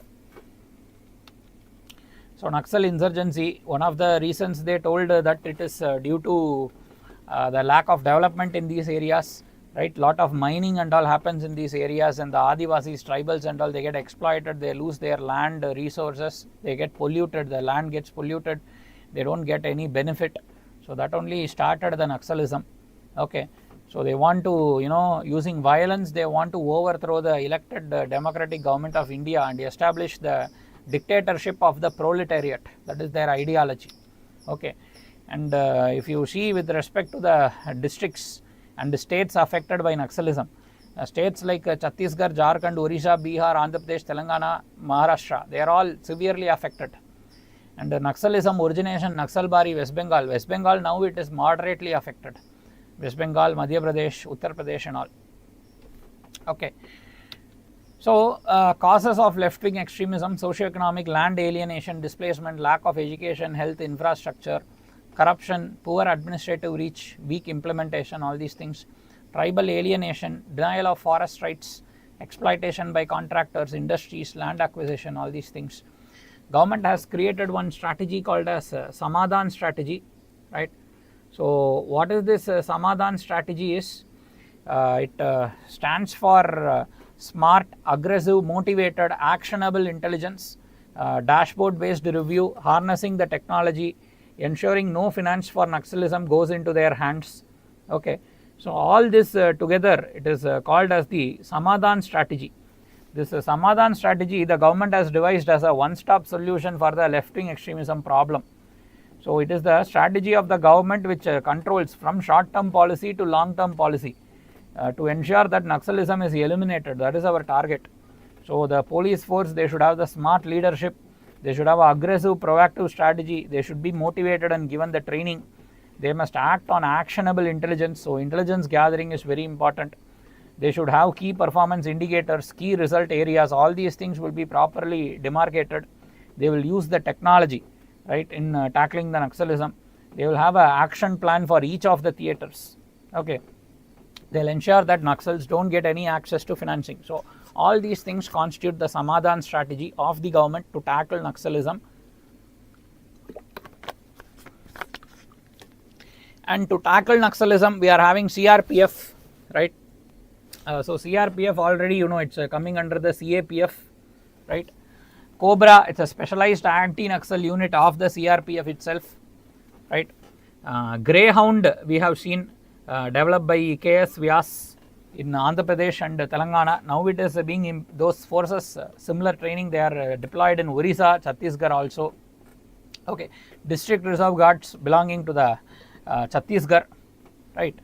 So, Bastar forces they are also Chhattisgarh. So, some of the initiatives targeted at the Naxal affected areas, like these are backward areas, hard to reach areas, hilly areas, tribal areas, right. So, these areas have a lot of scheduled tribe population, PVTG population. So, they have identified the most backward districts and they have named them as aspirational districts. And there they are implementing that the government schemes whatever there for the weaker sections, it will go reach them, right. Gram Sadak Yojana for roads, Ekalavya model residential schools for tribal education free of cost, residential education CBSE stream, right. Awas Yojana for the housing, Jal Jeevan mission for the drinking water, Aadhaar connection, the Ujjwala gas connection, Narega for the employment, the National Rural Livelihood Mission, Deen Dayal Antyodaya Yojana Ajivika for the skill development. They are giving the loans, right, self-help group bank linkage program, Vandhan Yojana, all that they are providing the loans so that they will have a livelihood, viable sustainable livelihood, they will improve their quality of life, then they will drop the arms and they will stop fighting and they will also benefit from the development. See, development is development only when there is equity.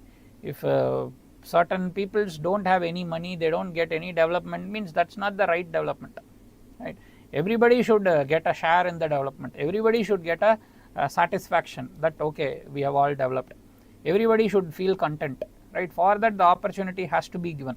So, sharing of the pie, that becomes very important. So, Forest Rights Act is there, so that alienation and the restriction of the forest rights for the tribals who are the people of the forest, that is prevented. So, these are some of the points. Okay. So, governance measures, so roads, schools, health centers, Anganwadi centers, primary health centers, sub centers, all that is being done, right. Skill development initiatives, our Ajivikas, our Narega, right, various other schemes are there for providing the skilling, all this is also being done, right. Affected districts, initially 126, now through operations they have reduced it to 70 as of 2022. And major operations, you might have heard Operation Green Hunt and all, just know what it is. They can give it in the match the following. They can give Operation Indravati, Green Hunt, Maitri, like that, Madad, like that, and they can ask what it is. You have to match it, right? Left-wing extremism and trends, it's going down, but still this year the casualties is very high. Already 9 people have died. Last year I think it was 16. So within 2 months itself, 6 people have died. Sorry, 9 people have died, right? Fingerprint Bureau, we've already seen, it's under the NCRB, it's under MHA. We have already seen that it's a statutory body. Maintaining the fingerprint record helps in the identification, doing the forensic research with respect to fingerprints, right? Authenticity verification, giving the data to the particular investigation agency, state police and all. So we've already seen that. They work with the NAFIS automated fingerprint identification system to solve the crimes, right? Benefits of fingerprint related data, it will give you forensic data, right?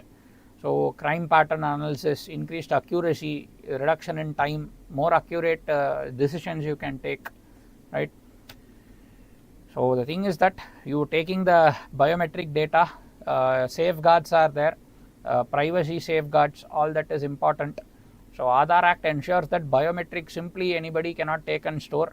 So it has to be properly stored in a central database with adequate safeguards. And criminal investigation purpose and all is an exception, right? So the data can be taken under Aadhaar, right? And other uses of Aadhaar, our subsidy provision, direct benefit transfer, identification of beneficiaries, all that also we are using Aadhaar, right?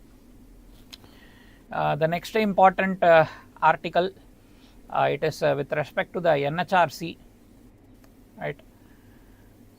So the National Human Rights Commission, they have continuously said that people still are dying, right? People who enter into the manholes, sewer, septic tank and all, still they are entering, and due to the poisonous gases like hydrogen sulfide, carbon monoxide, methane, all that, because of that they are still dying.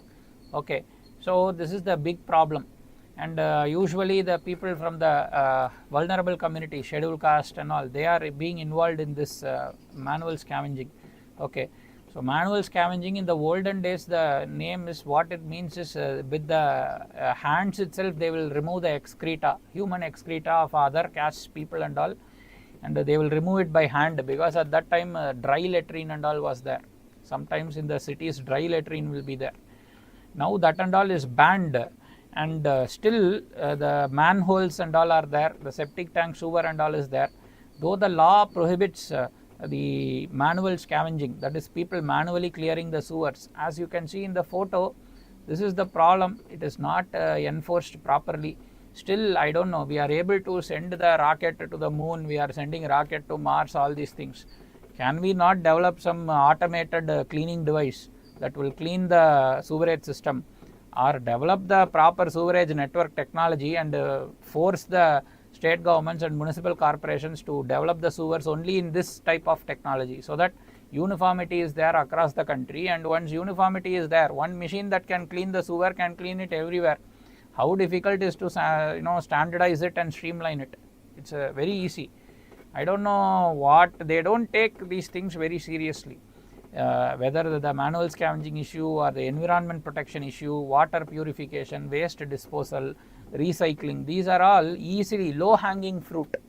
You do it means the benefit you get is manifold. Maybe it is because if you implement in these, people will improve and then they can't do corruption, then they can't put the big tenders and steal money. Maybe they are doing because of that, we don't know, right? So if you see, 377 people have died between 2019 to 2023 because of cleaning the septic tank and sewers, manual scavenging, entering into that and doing it. Okay, so now the government is having the schemes, right? Swachh Bharat mission, in which the proper machine should be used for cleaning. We are also having the waste disposal, it should be done properly under Swachh Bharat mission to avoid the manual entry. There is also another thing, the Namaste scheme, National Action for Mechanized Sanitation Ecosystem. So this is also ensuring that the people who are there in this particular field, they will be given the protective gear, the automated machines and all to do it. and apart from that they are also being given certain skilling so that they will shift the occupation. So National Safai Karmchari Commission is there, National Safai Karmchari Finance and Development Corporation is there. They are all providing the training so that they can learn the other skills and move on to different jobs, right. So it perpetuates certain communities with certain occupations, and that's detrimental for their well-being, right. So that is only the problem here. Okay. So Prohibition of Employment as Manual Scavengers Act is there 2013, which prohibits manual scavenging, which mandates mechanized cleaning, which criminalizes manual scavenging. Whoever is employing them can be jailed. Provides the rehabilitation measures, skill training, financial assistance so that they can change the jobs. So however still it's happening, it's not being implemented, right. So NHRC recommendation, they want to strictly enforce the mechanized cleaning. They are promoting the technology based solution, right. They want to monitor the database, ensure health insurance for the workers. And the government schemes Swachh Bharat mission, it will ensure proper disposal of waste from the toilets. Namaste for the mechanized cleaning and providing alternate livelihoods for the sanitation workers and their families. So NHRC, it's created under the Protection of Human Rights Act 1993. So initially Paris Principles on Human Rights is there. To comply with that, we created NHRC and state human rights councils everywhere in the each state. It inquires into human rights violations. It can only provide the recommendations to the government. It cannot, it has powers of civil court. It can investigate the offence and then give the recommendation. But the recommendation can be denied or failed to be implemented by the government, means they can't do anything. That's the problem. Maybe they can be given more power, right. So composition, chairperson, right. There will be 3 experts including 1 woman. Okay. There will also be a Supreme Court judge. There will also be a Chief Justice of High Court. There will also be ex officio members from the other national commissions, right. National Commission for Women, National Commission for Scheduled Caste, National Commission for Scheduled Tribe, National Commission for OBCs, National Commission for Minorities, right. So all that, they also will be their ex officio members, right. Next particular scheme, right. It is called as the MSE Spice scheme. This MSE Spice scheme is by the Ministry of Micro, Small, Medium Enterprises. The main job of MSE Spice scheme, they want to promote the circular economy in micro, small enterprises. And the main aim is to reduce the environmental impact and promote the competitiveness of the micro, small enterprises. Okay. So this MSE Spice scheme, it stands for Micro Small Enterprises Scheme for Promotion and Investment in Circular Economy. Okay. So it's a sub scheme coming under RAMP, Raising and Accelerating MSE Performance. Okay. And the main job, okay, MSE Spice scheme, it is being implemented by the Ministry of MSME. Main goal is to promote resource efficiency, reduce environmental impact, enhance the competitiveness. Okay, that is the main thing. So creating the circular economy means you are reducing the need for new mineral mining, all these things. Okay. So that is the thing with respect to the MSE Spice scheme. Okay. So scheme duration 4 years, implementing agency SIDBI, all scheduled commercial banks including SIDBI, the microfinance institutions, NBFC, small finance banks, they are all willing to participate. They can give the loans. Okay. So they are expecting that at least 3,400 units will be taken benefit of this scheme. So such a brownfield retrofitting they are promoting. Okay. And they are doing it in the following sectors. 11 sectors they have identified. MSEs which are in plastic, in rubber, e-waste, municipal solid waste, compressed biogas, lithium-ion batteries, end-to-life vehicles, scrap metal, solar panels, gypsum, toxic hazardous industrial waste using including oil waste. So they are promoting the recycling. So hopefully people will take see the only one scheme 5 years, just like Swachh Bharat, 5 years, lakhs at least a few lakhs of crores you implement in recycling, water purification, recycling, afforestation, waste management. These 4 areas are covered, means India will improve drastically in quality of life. When you don't get sick, there is no need to spend on healthcare, right? So that thing they should do. Okay. So there is also another one particular scheme, right? So MSE Spice we have already seen. There is also another one scheme for the micro, small, medium enterprises. This is also coming under the RAMP scheme only. Both of them are sub schemes under the RAMP, Raising and Accelerating MSME Performance. It's being done by the Ministry of MSME. So remember, one industry cannot get both the schemes. They can get the benefit under gift scheme or under the spice scheme, okay, not both. Okay, so what is this gift financing the green technology scheme is? It is intending to help the MSMEs to adopt the green technology with the interest subvention and credit guarantee support. So what they are doing is the risk sharing is given, okay, up to a component of rupees 3 crore. Okay, so these MSEs can access the institutional finance at a concessional rate, so that they can adopt and implement the clean green technology, so that they will get converted into the green MSME. So maybe I can get the loan to establish zero liquid discharge plants. I can get the loan to establish the solar plant, so that I become self-sufficient in power. So for all these purposes, you can take the loan under the gift scheme. Okay, so 2% per annum interest subvention for 5 years up to a loan of 2 crores. Okay, so that is the thing implemented by SIDBI. You can take both the scheme, only one you can take. Okay, so these are the points here. Let's go through it. Next, one earthquake has happened in China, right? Just 1 second, I'll have some water.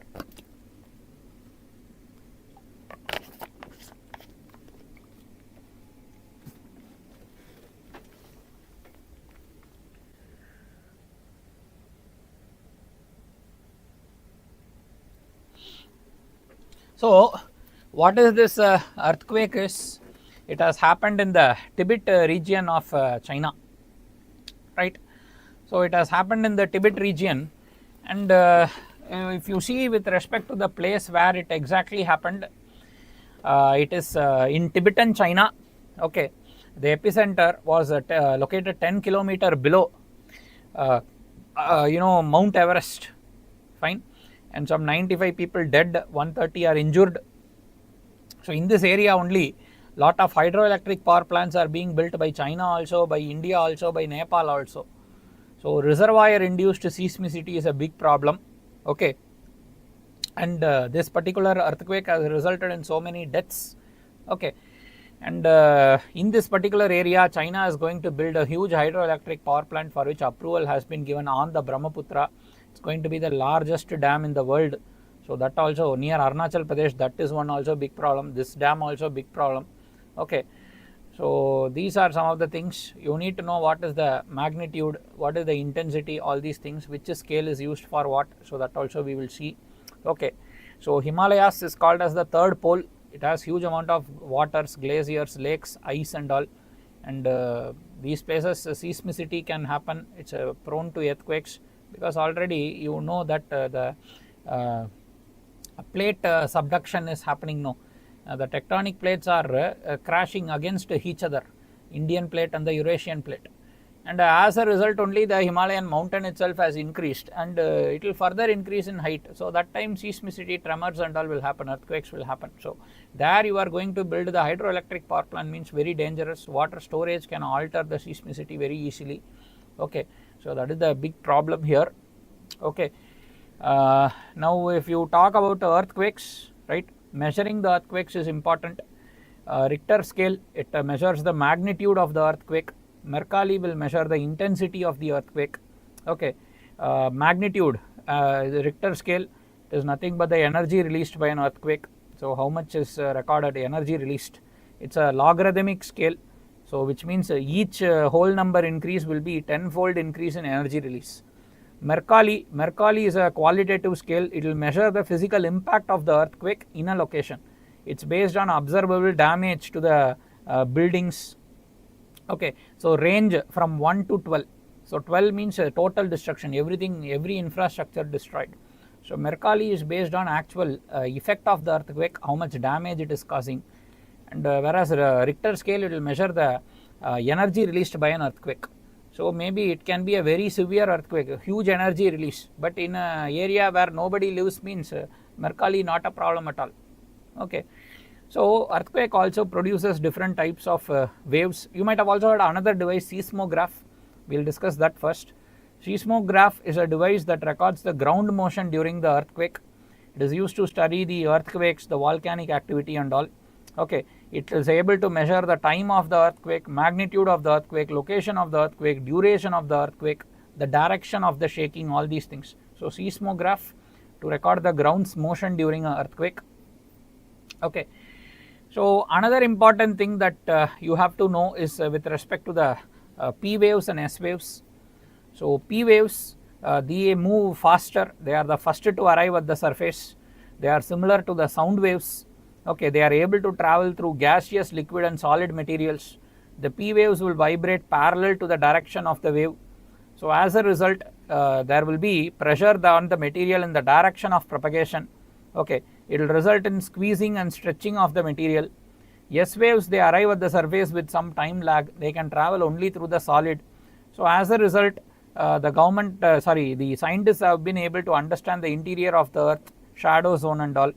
The direction of the vibration of S waves is perpendicular to the direction of the wave. They create the crests and troughs. Okay, so these are the characteristics of S waves. The next thing is the surface wave. They are the most damaging, they travel on the surface, they will cause the destruction, bring down the buildings and all. Okay, and the shadow zone and all, you must know, entire zone beyond 105 degrees, they do not receive the S waves. Between 105 to 145 degrees, there will be the shadow zone for both type of waves. So just remember this. Okay, subduction zone, where one plate slides under the another subduction zone. For example, our Pacific Ring of Fire is a subduction zone. Collision zone, where the plates collide and form mountains like Himalayas, right? Transform boundaries, plates will slide past each other like the San Andreas fault. Divergent boundaries, where plates move apart, the mid-Atlantic ridge. So volcanic activity, the magma movement also triggers the earthquakes, like it's common in Hawaii, right? Mining, road construction, deforestation, all that can induce lot of problems there in the hilly areas. So mining, blast, excavation, reservoir induced seismicity, we discussed this. Fracking, injection of the high pressure fluid into the rocks, so that on the other side the oil or shale or coal bed methane can be extracted. Hugely dangerous, contaminates the water system, risk is there of contamination, earthquake can be caused, needs huge amount of fresh water, everything is bad with respect to fracking. Okay, it's best the carbon energy source can be left in the ground itself. Geothermal energy extraction, so drilling to extract heat, all this can cause seismicity, right? So fault zone, so here already faults are there, so prone to release of energy, so that is also a problem, right? So Richter scale, logarithmic, already we have seen this, right? Seismograph, we have again seen it. Okay, collision between Indian Eurasian plates, all this we have already seen. Third pole.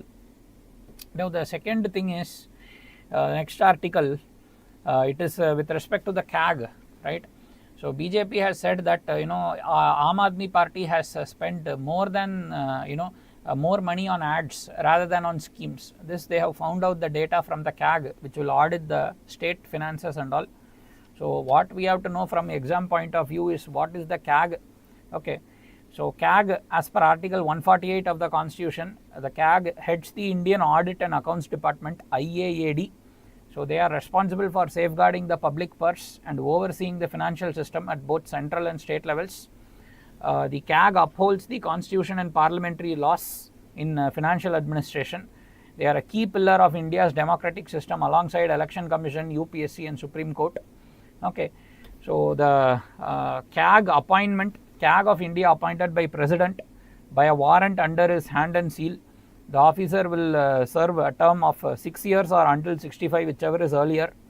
They take a oath on record to uphold the constitution, perform duties without impartiality.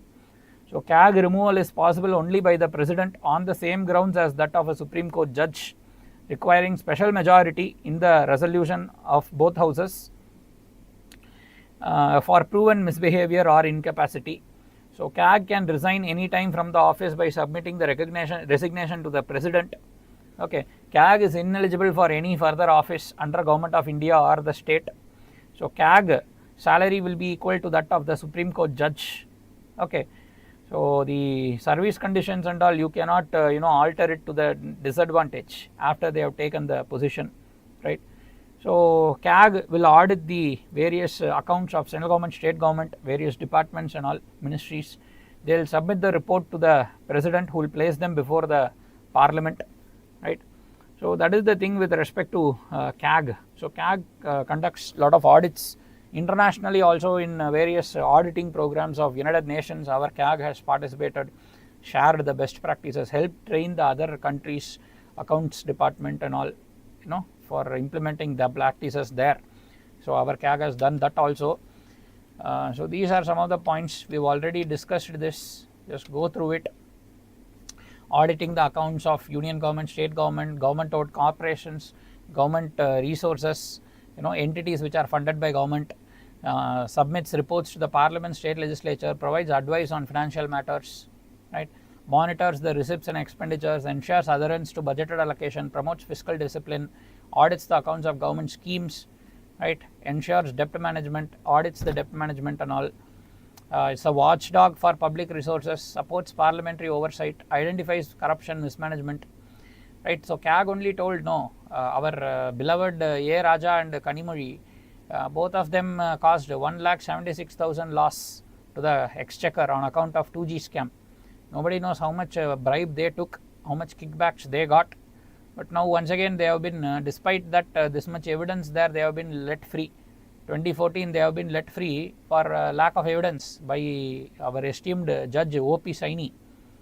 And probably now, right, once again after 11 years, CBI has gone to court asking that no, we want to appeal this verdict. So you have to reconsider it, right.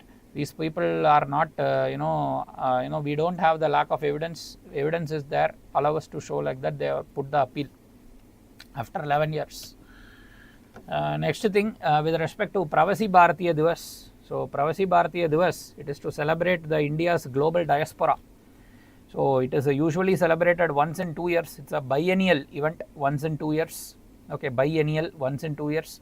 Every year on 9th January it is celebrated. The Pravasi Bharatiya Divas was first celebrated in 2003. At that time, Shri Atal Bihari Vajpayee was the Prime Minister. So they want to enhance and encourage and recognize and join hands with the overseas Indian community like NRI, OCI, PIO, all these people. Okay, so it's a biennial event. You are having lot of conferences and all. There will be lot of dignitaries, the overseas Indians from the various countries like Mauritius, Seychelles, all these places, Trinidad and Tobago, Caribbean, all these places. Okay, and a lot of awards also are given to the achievers. The Pravasi Bharatiya Samman given to the achievers who have achieved in the various fields belonging to NRI, OCI, PIO and all. Okay, and every year there will be theme. This time the theme is Vishwaroop Ram. So exhibition presenting the various tales from Ramayana. Okay, so these are some of the things. Apart from that, there are also various conferences on youth leadership, migrant skills, sustainable development, women leadership, cultural connections and all. Okay, so these things are being held. Pravasi Bharatiya Samman Award, remember, award given to the PIOs, NRIs, OCIs and all. So remember it. Okay, to recognize them in their various fields. Okay. So this will improve our reach. It will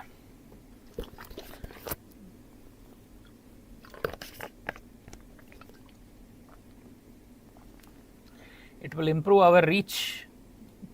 It will improve our soft power. It will create goodwill. All these things, right?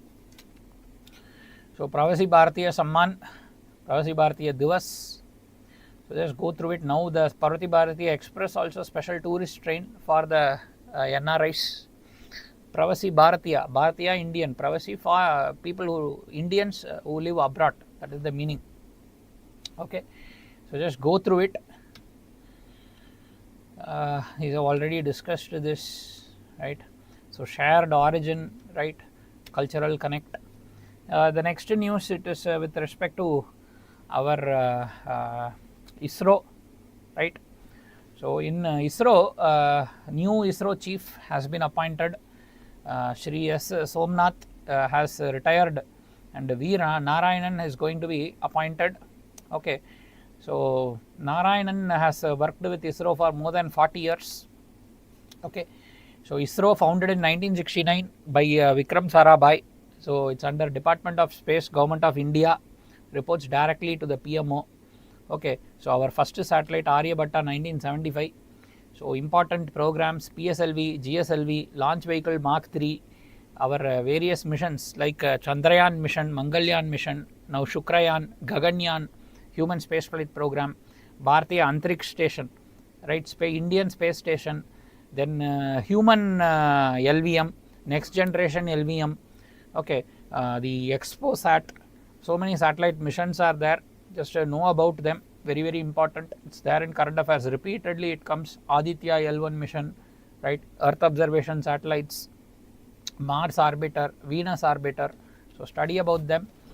So cryogenic engines we have developed, we also have the indigenous navigation system NAVIC, right, South Asian satellite, SARC satellite service we are offering to the friendly countries, right, so all these things you can write, right, various organizations are there, Antrix, to promote the marketing of the launch facilities to the foreigners. We are also having the New Space India Limited, which will do the same marketing within the India by the new customers for the ISRO, so that we will launch their satellite for money. New Space India Limited. New Space India Limited is also another key institute. They have the task of ensuring that small satellite launch vehicle will be manufactured by the private entirely. Okay, then you are having the InSpace. This particular InSpace, it will be the coordination agency which will help the private sector to access the ISRO facilities for the testing of their products and all. Okay, so if private is going to make the space compatible products, they are going to develop the launch vehicles, they are going to develop the space components, launch vehicle components and all, they have to do the testing, and testing facility advanced ones available only with ISRO. So the private can get access to those testing facilities and test their products for accuracy, all these things, right. So that is the job of InSpace. ISPA is there, Indian Space Association. It's like a discussion body between the industry, foreign space organizations like SpaceX, NASA, the private space companies, the bureaucrats, people from ISRO, engineers, all of them will talk, brainstorm, so that how to develop the Indian space sector, what is the next step we have to take, what direction we have to go, how to develop the space sector, make more money, develop more technology, all these things. So ISPA, so study about them, right. So just go through it. With the NASA and all, we have signed the Artemis Accord and all, we have signed, ISRO has signed, so know what it is, right. So recently human space flight, Indian is going to space, what is that, I guess Axiom 4 mission, right. So just study about it. Okay, so how the appointments committee of cabinet plays a role. So the ISRO chief, right. So first of all, what happens is high level committee will be created. Okay, this high level committee will recommend the candidates to the ACC. ACC then will approve it. Okay. So key functions of ISRO chief: oversee the Indian space program, right. Fostering the private sector partnerships, develop the space sector, all these things, right. So next article, it is with respect to our once again Indus Valley script, right. So this Indus Valley script, just one second, sorry.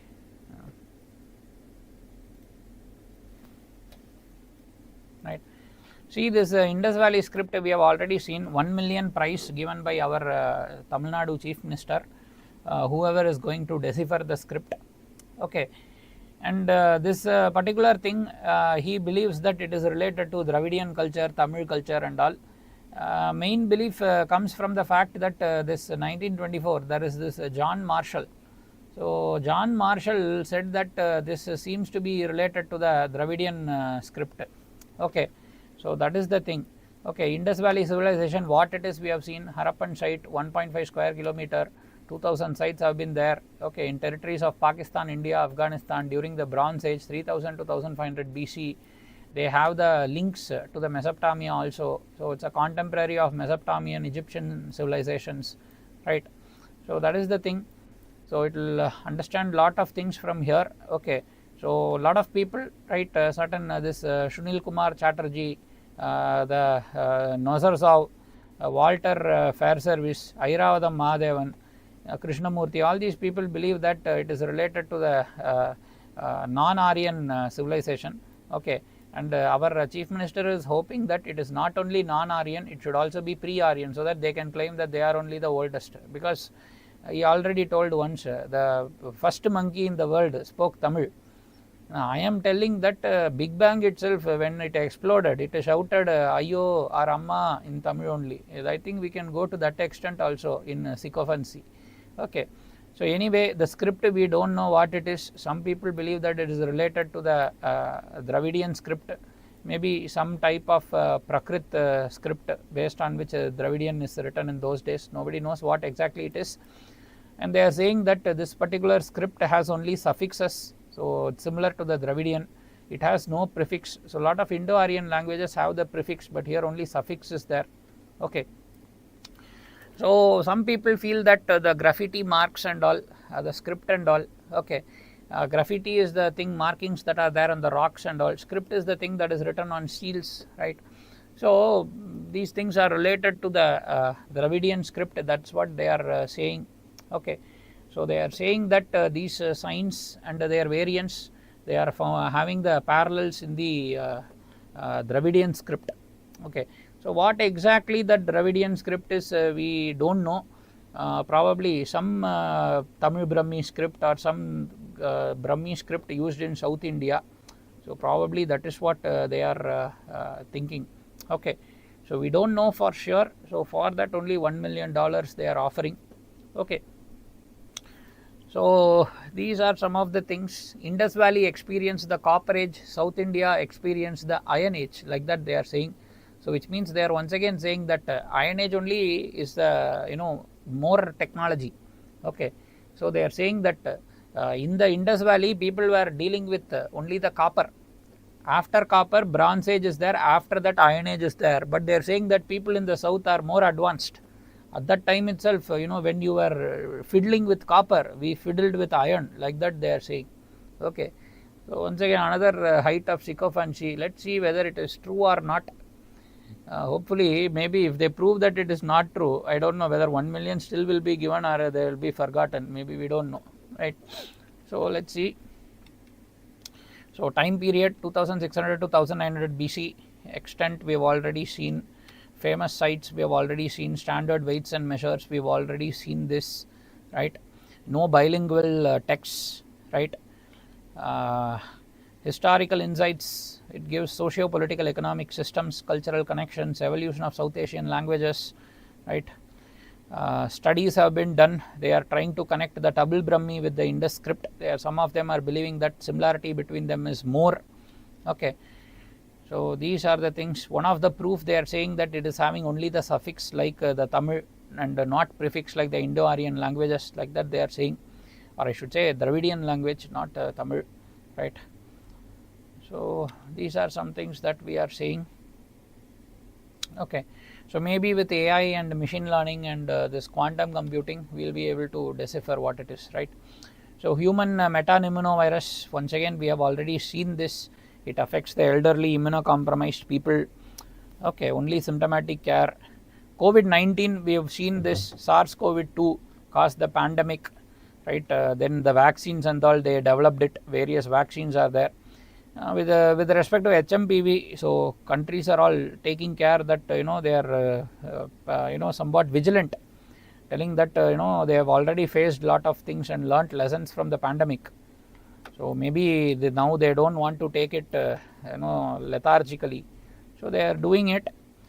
So as of now, no vaccine or drug is there. Symptomatic treatment only. For COVID, many vaccines are there.